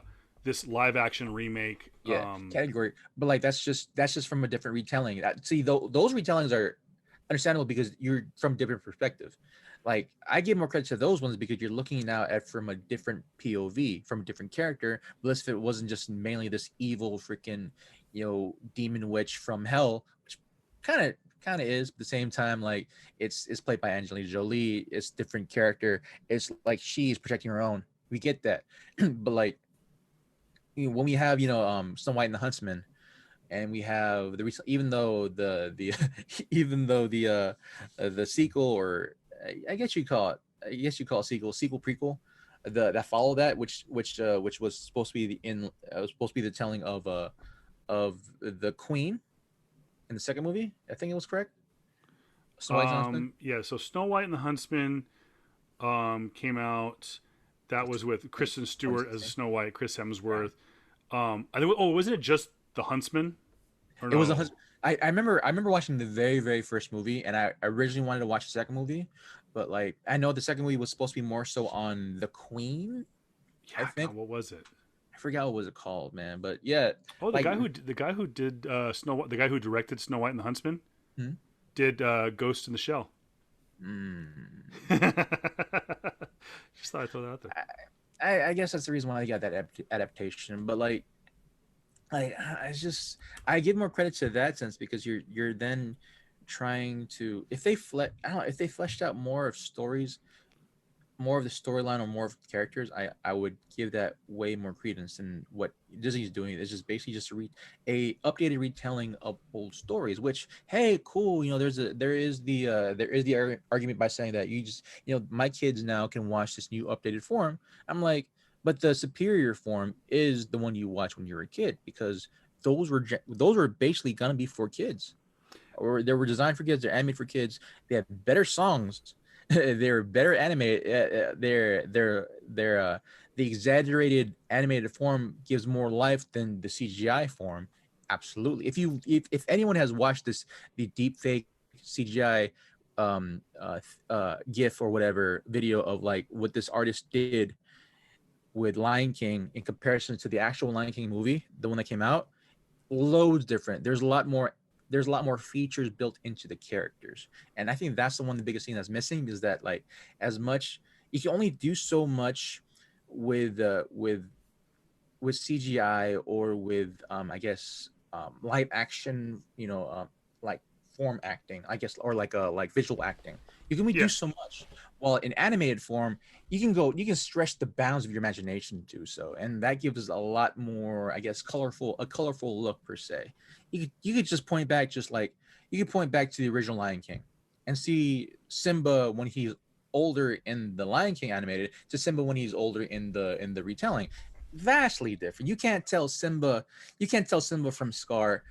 You can't tell any of the hyenas separately. You can't really tell even Scar from Mufasa. Well, you can, but at the same time, like if you saw from like 15, 20 feet away, you can't really tell. They look Yeah. like lions.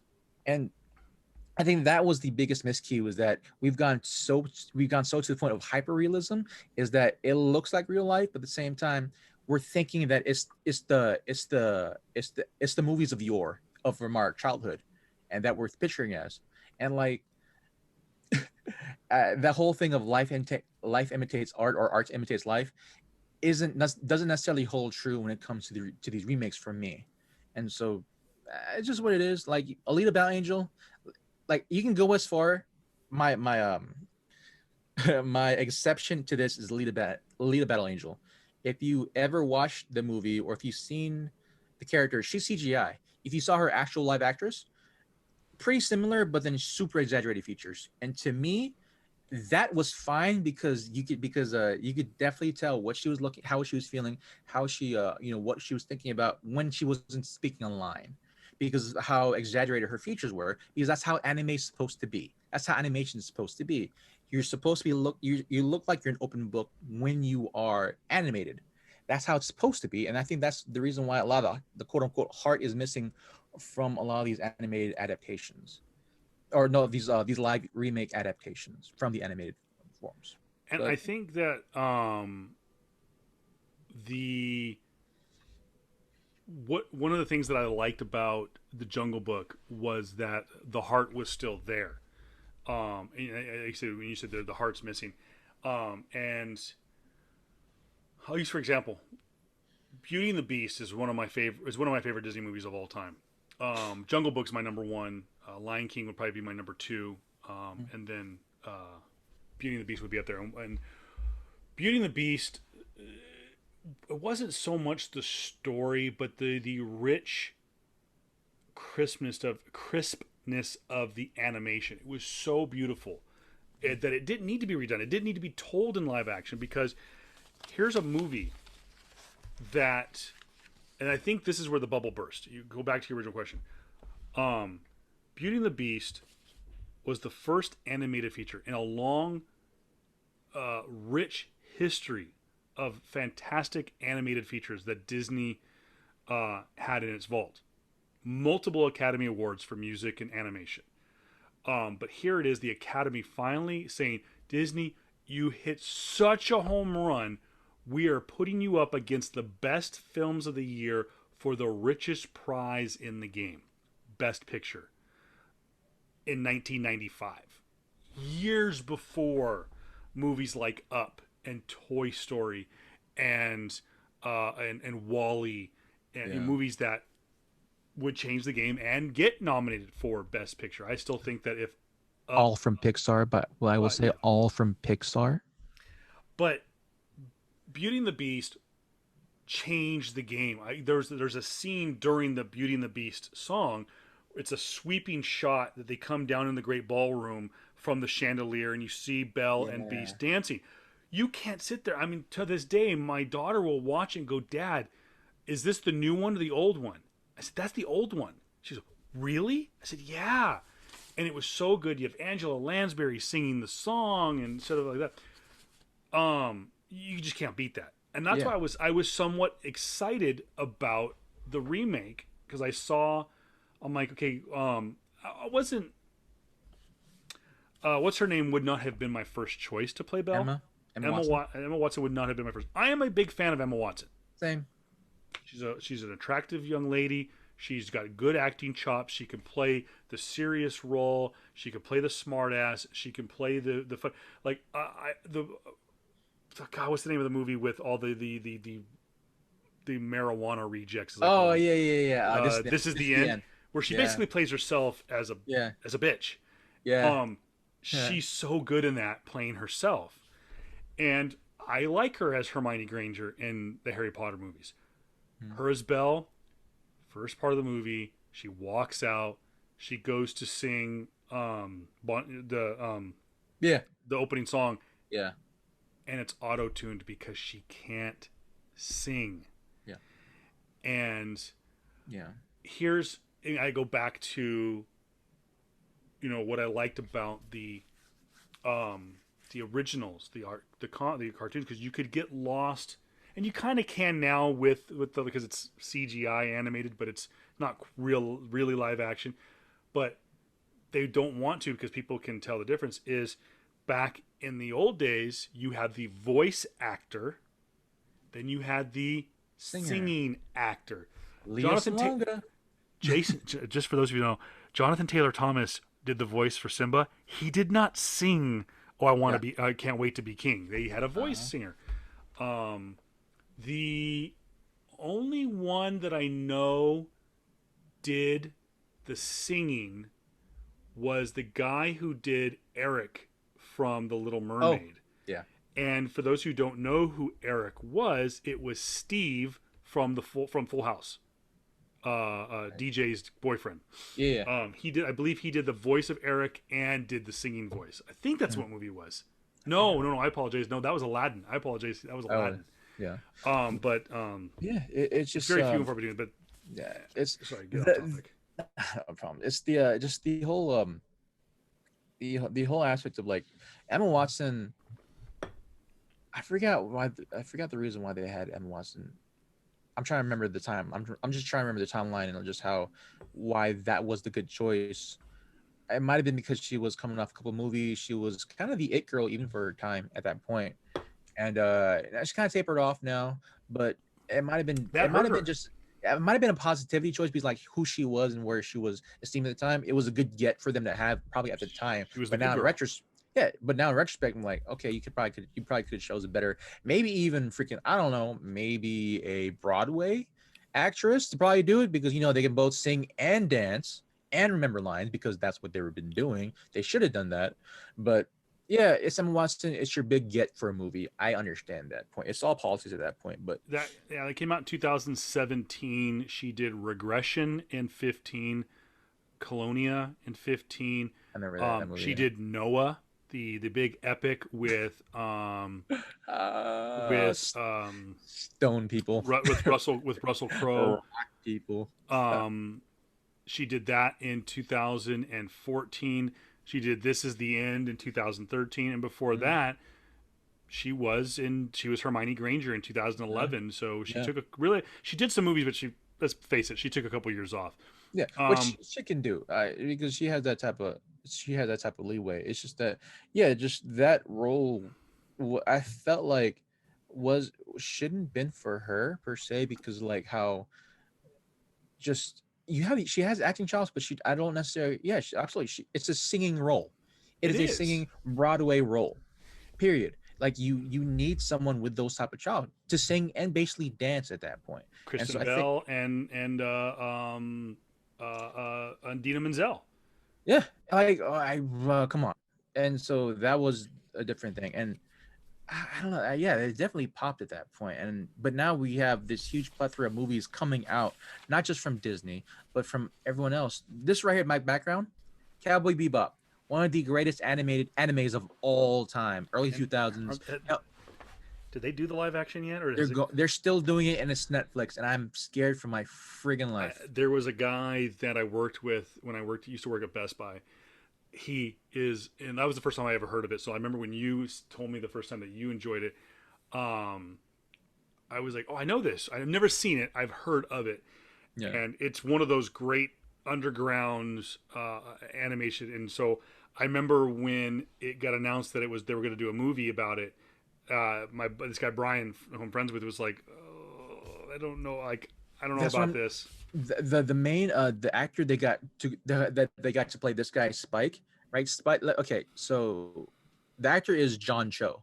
If you don't remember Okay. him, he's Harold from Harold and Kumar. He's I forgot his name. Uh from Star not Star Trek. Who's the doctor from Star Trek? Oh my gosh, I Not knew the you were gonna. doctor, but yeah, but him. Um He's he's a him. good actor He's in too. a lot of movies. Yeah, he's a great actor, but he's 40 something years old. This guy, he's basically Bruce Lee. He's in all action scenes. He's semi detective. He was once Oh, from not this Cal mafia. Penn, John Cho. John Cho. There you go, John Cho. Yeah. So he's playing him, right? Spike Spiegel, and I can't see it as much as if this movie was done 20 years ago with today's graphics, maybe. But John, I keep on saying this, man. I can't. When you have a lot of the older actors in their 40s, almost 50s with John Cho, playing these younger s characters that's supposed to be doing all these jump kicks, all these a lot of martial arts. In this case, Wade and something fist. I forgot the Jeet Kune Do. Like I can't see it, man. He's gonna get injured, and guess what? He got injured, and that movie's being pushed back. Yeah, And It's playing. Okay, yeah. and they're I'm doing, looking to yeah, see if when it was going to come out, but it hasn't been. you get injured again, and like they're also from Netflix. They keep on freaking up. They keep on messing up. They're doing another Avatar remake, another Avatar live action, and it's When we say already, Avatar, we're not talking about the blue people. no, the Last Uh, Airbender, yeah. right? There was original movie, the original Avatar Last Airbender came out in animated form from what's his name, dude? I forgot the guy who made the guy who made all those weird movies were like huge twists at the end. Oh, M. Night Shyamalan. Yeah, M. Night Shyamalan, right? He did the original Last Airbender remake. That was horrible. That was super horrible. And now Netflix was supposed to be is gonna be doing another remake of Last Airbender, but the showrunners, the original showrunners from the animated series, they hopped off. They said, "No, we're not doing it because of creative differences."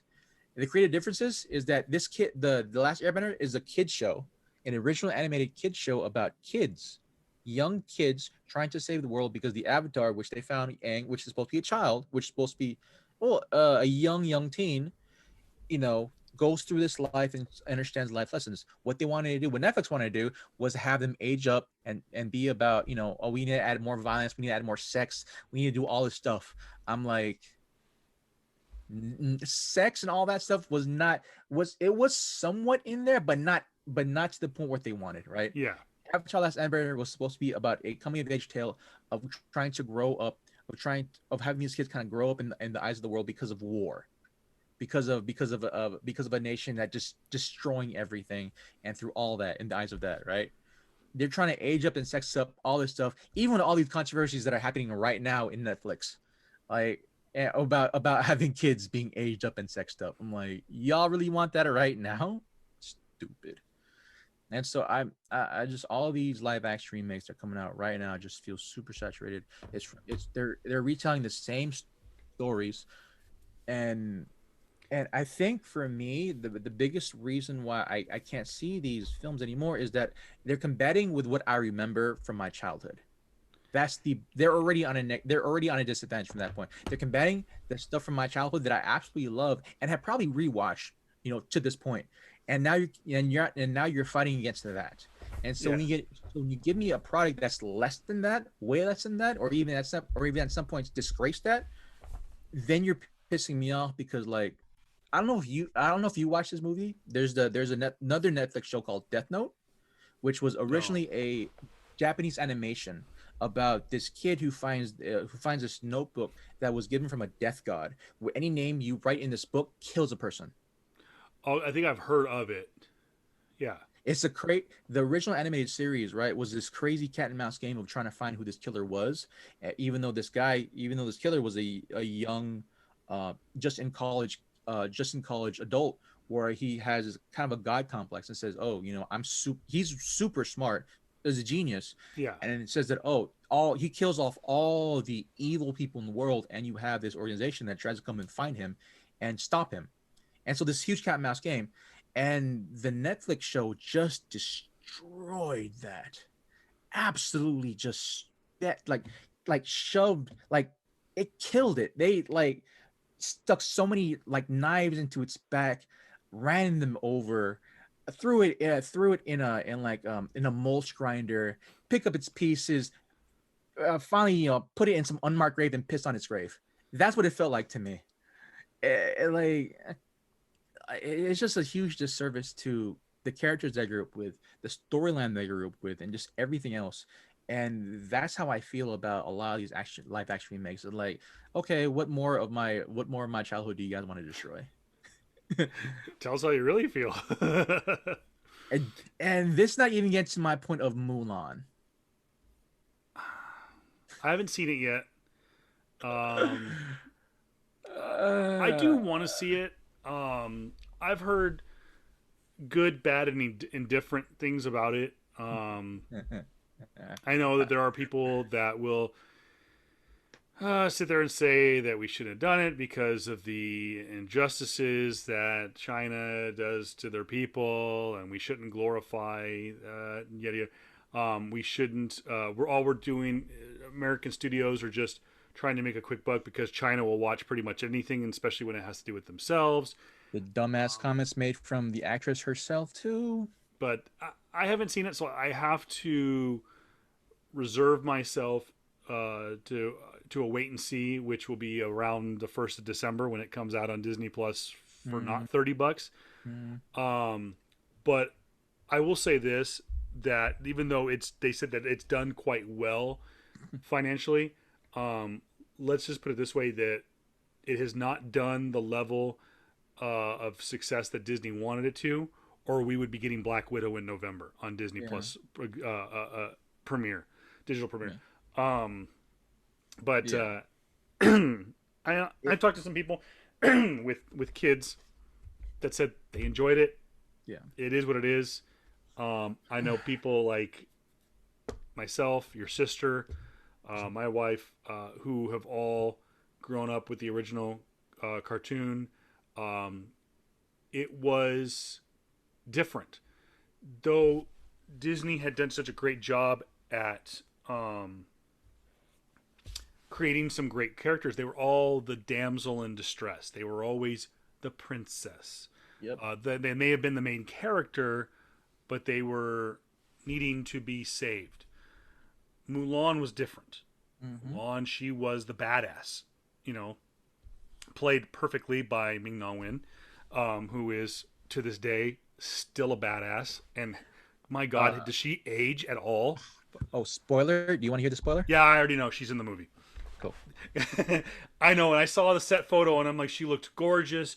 Yep. She, and her daughter's in the movie as well. Mm-hmm.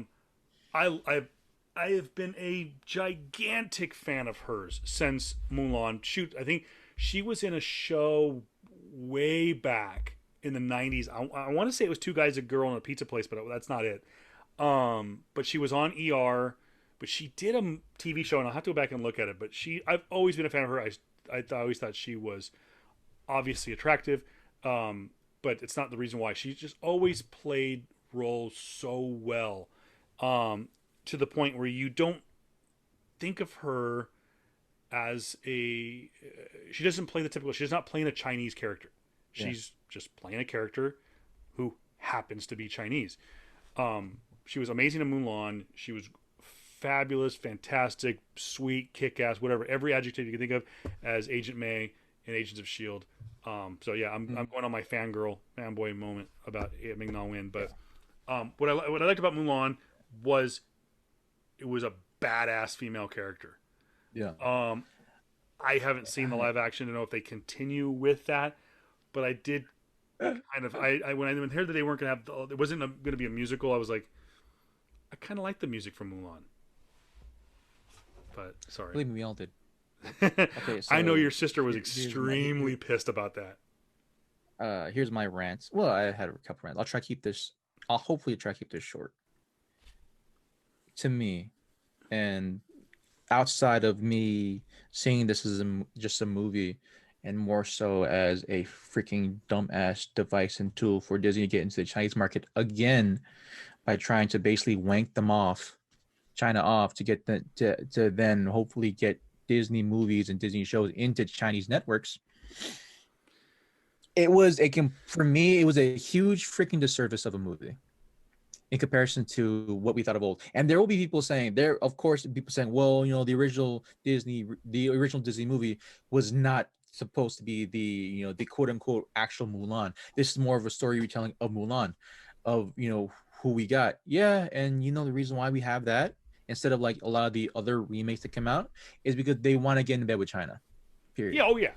They want that was the point, because now you're trying to juggle two freaking things. You're juggling with nostalgia from people who actually loved your thing, who actually loved your animated movie. And if y'all don't remember, when Disney originally released the Mulan in China, that completely bombed, because they said, "Oh, that's not our Mulan." And then when this movie came out in China, this one bombed as well.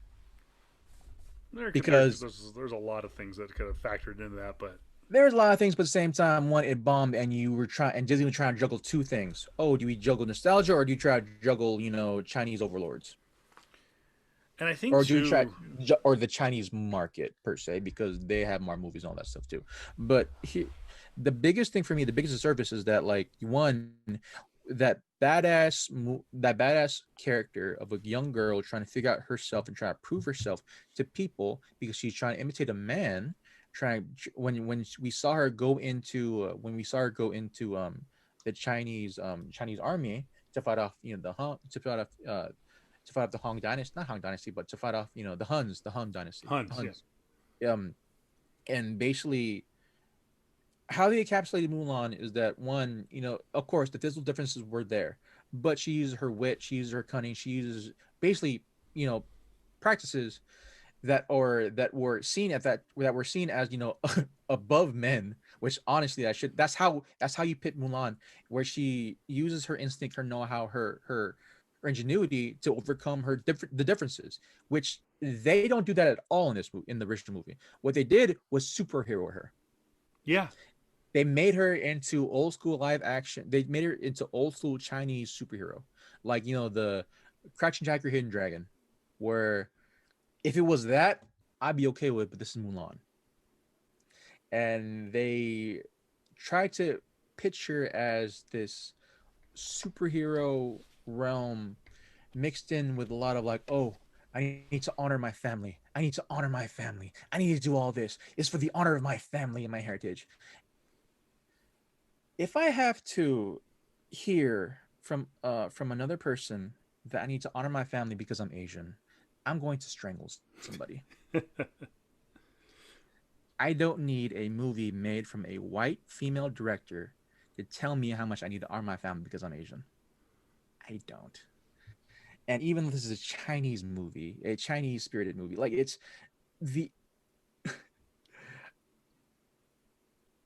there's so many facets to this. Me specifically, me being Asian, South Asian too, and how there's so much politics right now going on with just freaking China in general, and how you have this movie made from an American Disney side, try to appease these fuckers, and then them basically saying, "Nah, we don't like your movie anyway."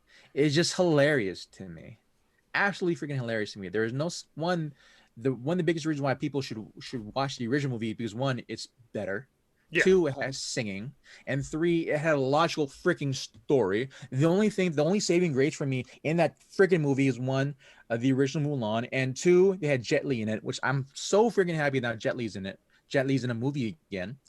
Even though they had what was the other amazing old school martial arts legend? He played the guy. No, he played a general. What in the animated? No. In the live action, it was Oh, he was Ip Man. crap, where did it go? He was Ip Man movie. Donnie Yen. He was Donnie Yen, Oh, I would right? have. Yeah, Donnie Yen. So cool. You have a lot of Chinese actors and actresses of old come into the movie and try to legitimize the movie, right? Disney, how y'all doing with Chinese with the Chinese market now? Oh, but it's streaming and yeah, it's streaming this, streaming that. Well, supposedly from China saying, the coronavirus isn't there anymore in China, so they all should have watched your movie in movie theaters, right? No, they did not go to see that movie. Hell no, it didn't. So it again, it just feels like to me a disservice to what I grew up with and what I saw and what the original movies encapsulated, right? It's supposed to be about who you are. Like the original freaking song, Reflection is supposed to be yeah, it's Mulan was supposed to be a child caught between two distinctions of who she wanted to be and who her parents wanted to be. This encapsulated the Asian freaking dynamic of being a child Yeah. and like who your parents need, picture you as and who you actually want to be. And like her her constant revival and constant showing of like, all right, cool, I need to prove it to them, or basically I'm going to the army because to save my freaking father, even though that was somewhat in the movie. Like it just irritated me, dude. It was just a huge disservice because they tried so damn much to make it, to basically make her look like Steve Rogers, to be Captain America, which is I guess I don't know, Miss China in this movie. And it's very much it was akin to like old school wire work from Chinese cinema of yeah, of Hong Kong cinema from yester years or past. And it was no, no. Yeah, I mean, like I said, I'll see it. I don't think it's gonna. It's definitely not going to live Mm, up to the expectations. And I know that the original Mulan, I think, was one of those movies too that kind of. I mean, it was successful right out of the shoot, but I think it grew too. It was one of those. It was a slow burn with the original cartoon because I think a lot of people were still like, wait a minute, this isn't a Disney princess. But it ended up being probably one of the better movies that they did. yeah. But kind of, well, let's try to end. I think it's obvious who JR thinks is the worst live action remake. Uh, of the ones that are like a direct started as a cartoon, Mm-hmm. became a live action film. What's your favorite one? I And I still want it's funny. It was like I love. By the way, for those of you who don't know who produces our show, it's Jr. Jr. does this little rundown every single week. I think I'm the only one that actually in Prints it front of out. them. Oh, I'm old school. I'm radio. I got to have the format sheet. I get it, man.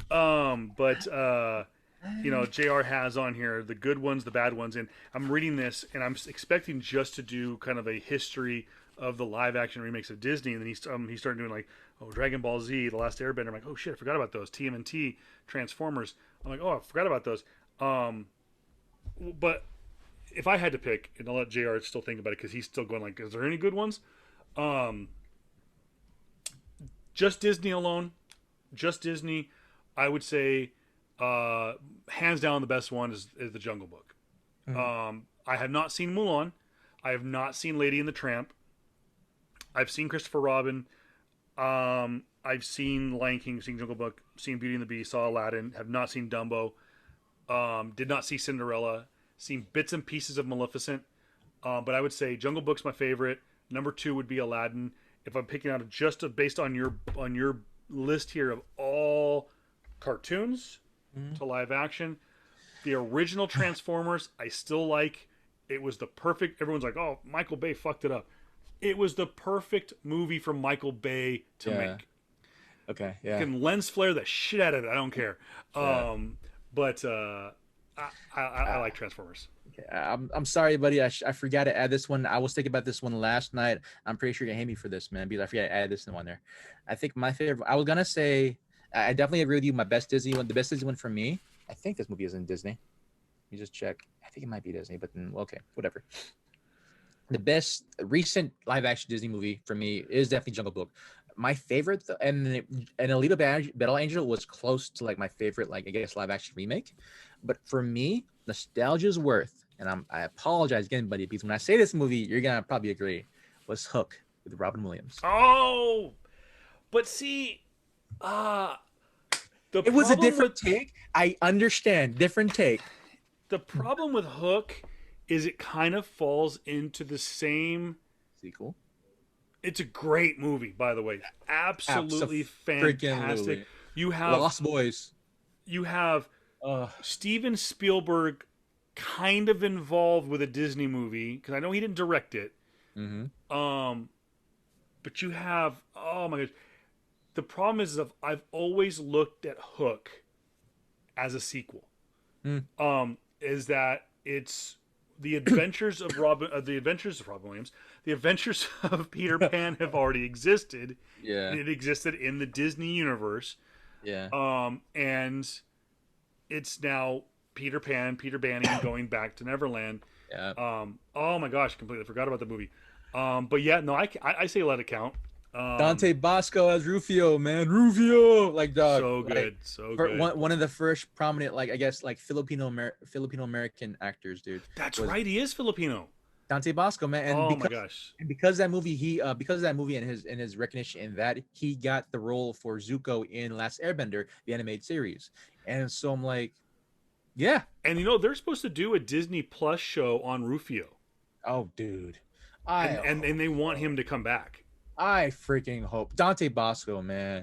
He's been a voice actor for so long now. Granted, he has a cool voice. Oh my gosh, yes he does. I'm glad he has all this. I'm glad he has more acting roles because of it. And he got older, understandably. So he got older. He put a little more pounds. His Filipino, all that Filipino home cooking. Heck yeah, dude. So I get it, but like, yo, man, like Hook. Definitely for me the best adaptation or slash like I guess ongoing storytelling of a live action original remake, whatever, transition to film. Like for me, Hook is definitely it.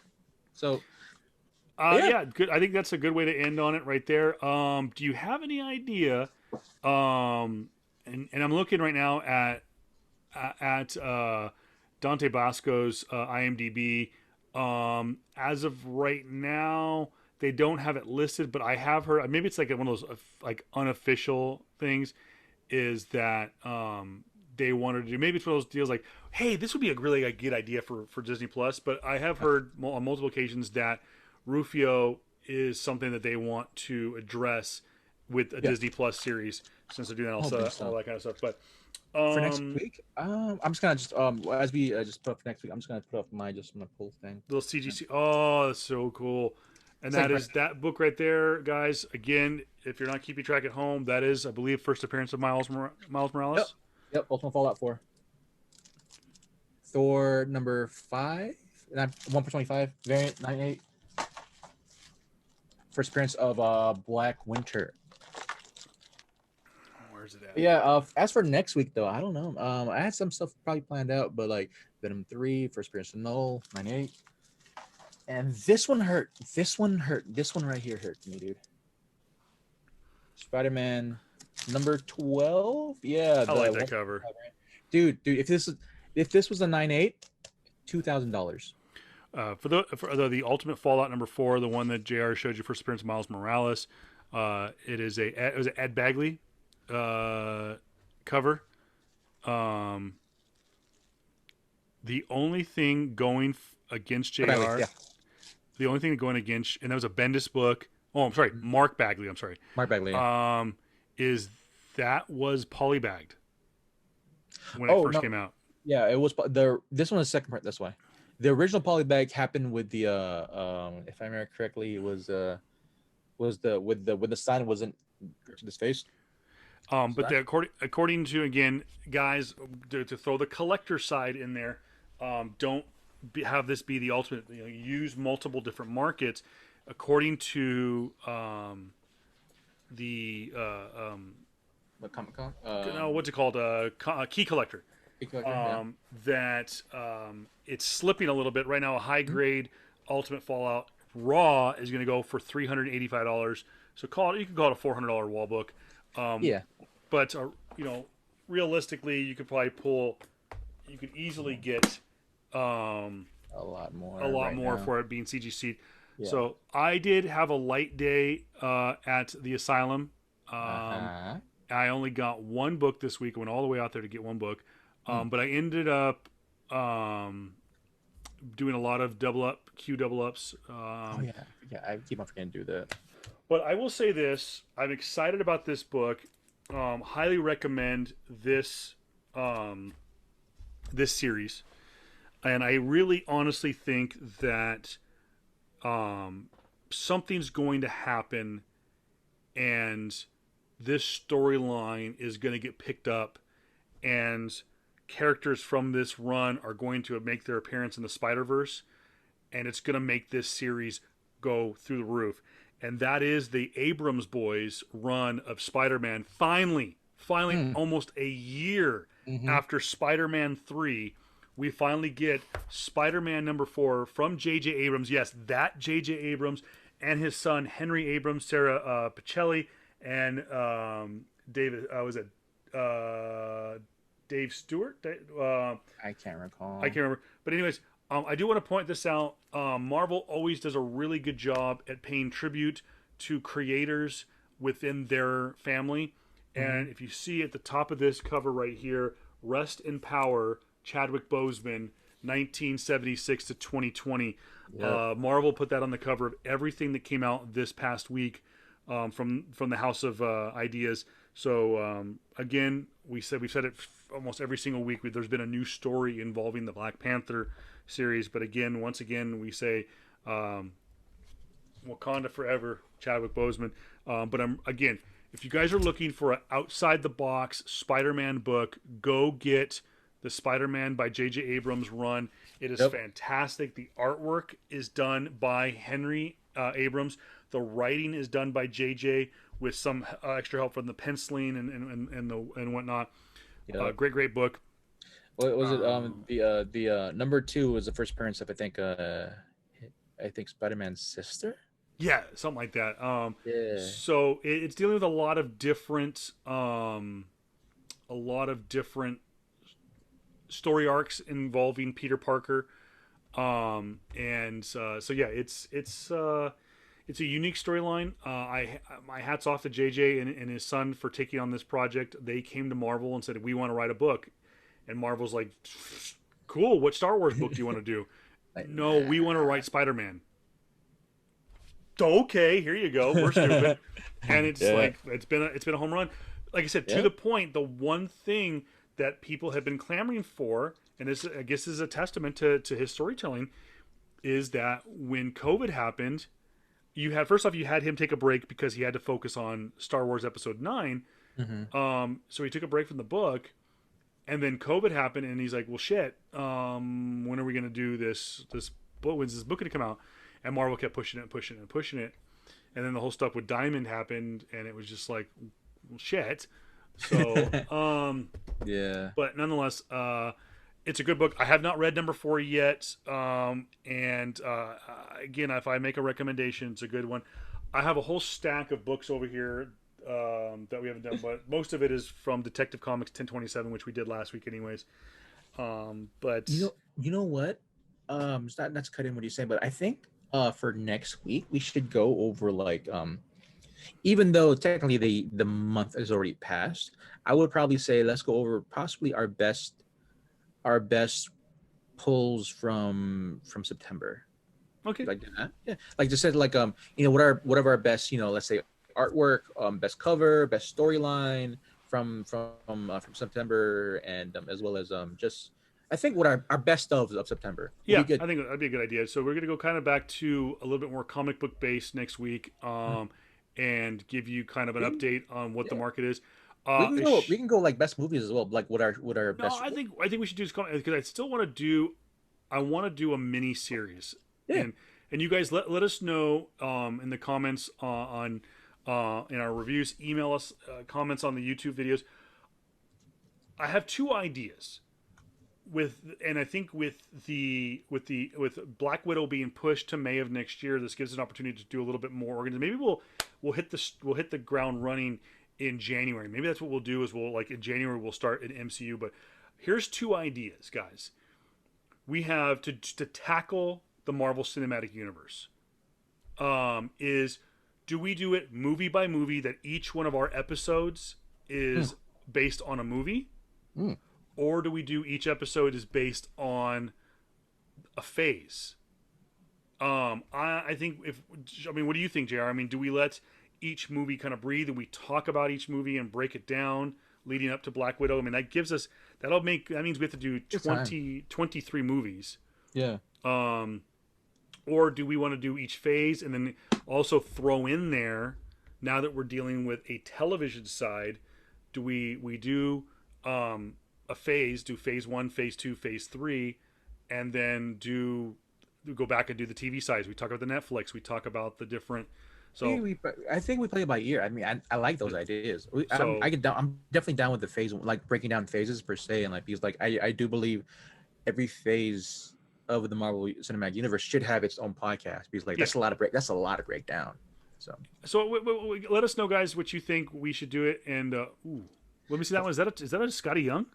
no, but it's a great. I had to get this cover because it's such a freaking cool cover. I think this for me is like the best cover of the week for me. Flash. He's dragging the body. Okay, I gotta see it now. He's dragging Reverse Flash. I couldn't see it at first. Yeah, so guys, let us know in the email again, pscomics.I-love-you@gmail.com what you think. But I think we definitely, I know people have been asking like, okay, Kevin, you've got this wealth of knowledge of the movies and the TV shows. Not that JR doesn't, but I'm kind of known around the asylum and some of the stores about Everything. kind of about the movies and stuff. So let's just circle. Definitely, we'll do that at the beginning of the year. Yeah. Maybe we'll do that. We'll have that kick off season 2 of our podcast, because we've been kind of doing it in seasons. But no, I like that. We'll do a kind of a best of September when it comes to comic books, because this has been the month that the comic book industry has really started to flesh out. I know that the June and July was when it really kind of started going again. So anyway, so I think that's a good idea. Yeah. Well, guys, thank you so much for sticking with us. We're right about the 2-hour mark once again. Man. Well, the recording's at 2.5. Well, we did at 2:30, I think. The phone call's at 2:30, but we were on doing some show prep beforehand. But want to say shout out again to everyone who has supported the show. I know Kevin, the other Kevin from Comic Asylum, who has become he's becoming a fan. Everyone who supported us, Atner, Edwin, everyone who has been a constant supporter. I know that I talked with our good buddy Adam Sintos. I've heard some good news, by the way. That's another thing we've got coming in the future. We're going to talk about a little comic book that guy may or may not have worked on. And I talked with Adam Sintos this past week, and they're rocking and rolling again. And Jaeger, we'll talk. I haven't talked with him in a while. I know he's been knee deep in soccer the last couple of weeks with the MLS playoffs. He's the biggest. He's the biggest Galaxy fan I've ever seen. I know. He was loving the LA Cup. So, but nonetheless, I do know that they have some new stuff coming out, and maybe we could talk about that a little bit about the time that JR wrote a comic book.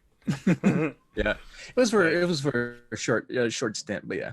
Hey, I can't take my hats off to those guys, man. I know they've been really and of course we're talking about 111 Press here, based in Palm Desert / Palm Springs, and hey guys, when we say that that coronavirus really hit everybody, it really hit everybody. I think those guys really wanted to finish issue. I think they're we stopped on 3. Yeah, we did. They did 1, 2, and they stopped on 3. I think 3 was supposed to come out, but because of everything happened. The press that they were going with, they had to stop because of coronavirus, and so there's always this huge backlog, guys. But other than that, man, more props to those guys, man. I know they've been really, but they're busting their asses off trying to get the comic book company up and running again, and just trying to press on forward, man. Hey, man, nothing but success and happiness for those guys. But exactly. Other than that, man, thank you guys again for just constantly supporting the show, constantly just repping us out there. We try to get you guys, the first, I can't say first foremost because we're a Sunday show as is, but try to get you guys the latest news and updates of what's happening in the comic book verse and happening in the pop culture verse, and just what to possibly buy, not buy, probably just wait on per se when it comes to comic book collecting. But again, guys, thank you very much for everything. I am just one of your hosts, aka JR Kapakun, aka the Dark King. This guy to the left of me is the voice of reason, Kevin Pillow. And again, hit us up on social media at PS Comics I Love You on Instagram and Facebook, PS Comics I Love You on Twitter, PS Comics I Love You at gmail.com. And again, search us out, PS Comics I Love You, on all of the audio podcast platforms. Subscribe, give us that 5-star review, and give us your feedback of what you like. And again, more good things are coming. Head on over to anchor.fm /PS Comics I Love You on new ways to support the show. And like I said, hopefully in the next couple of weeks, though we will still be here virtually, I will hopefully be broadcasting live from the new PS Comics I Love You studio. I'm still working on it, and maybe I'll have a green screen or something. We could do some more stuff with this. I'm trying to do the same thing myself, guys. But thank you guys. We'll see you guys next week. Peace. Peace. Cool, man.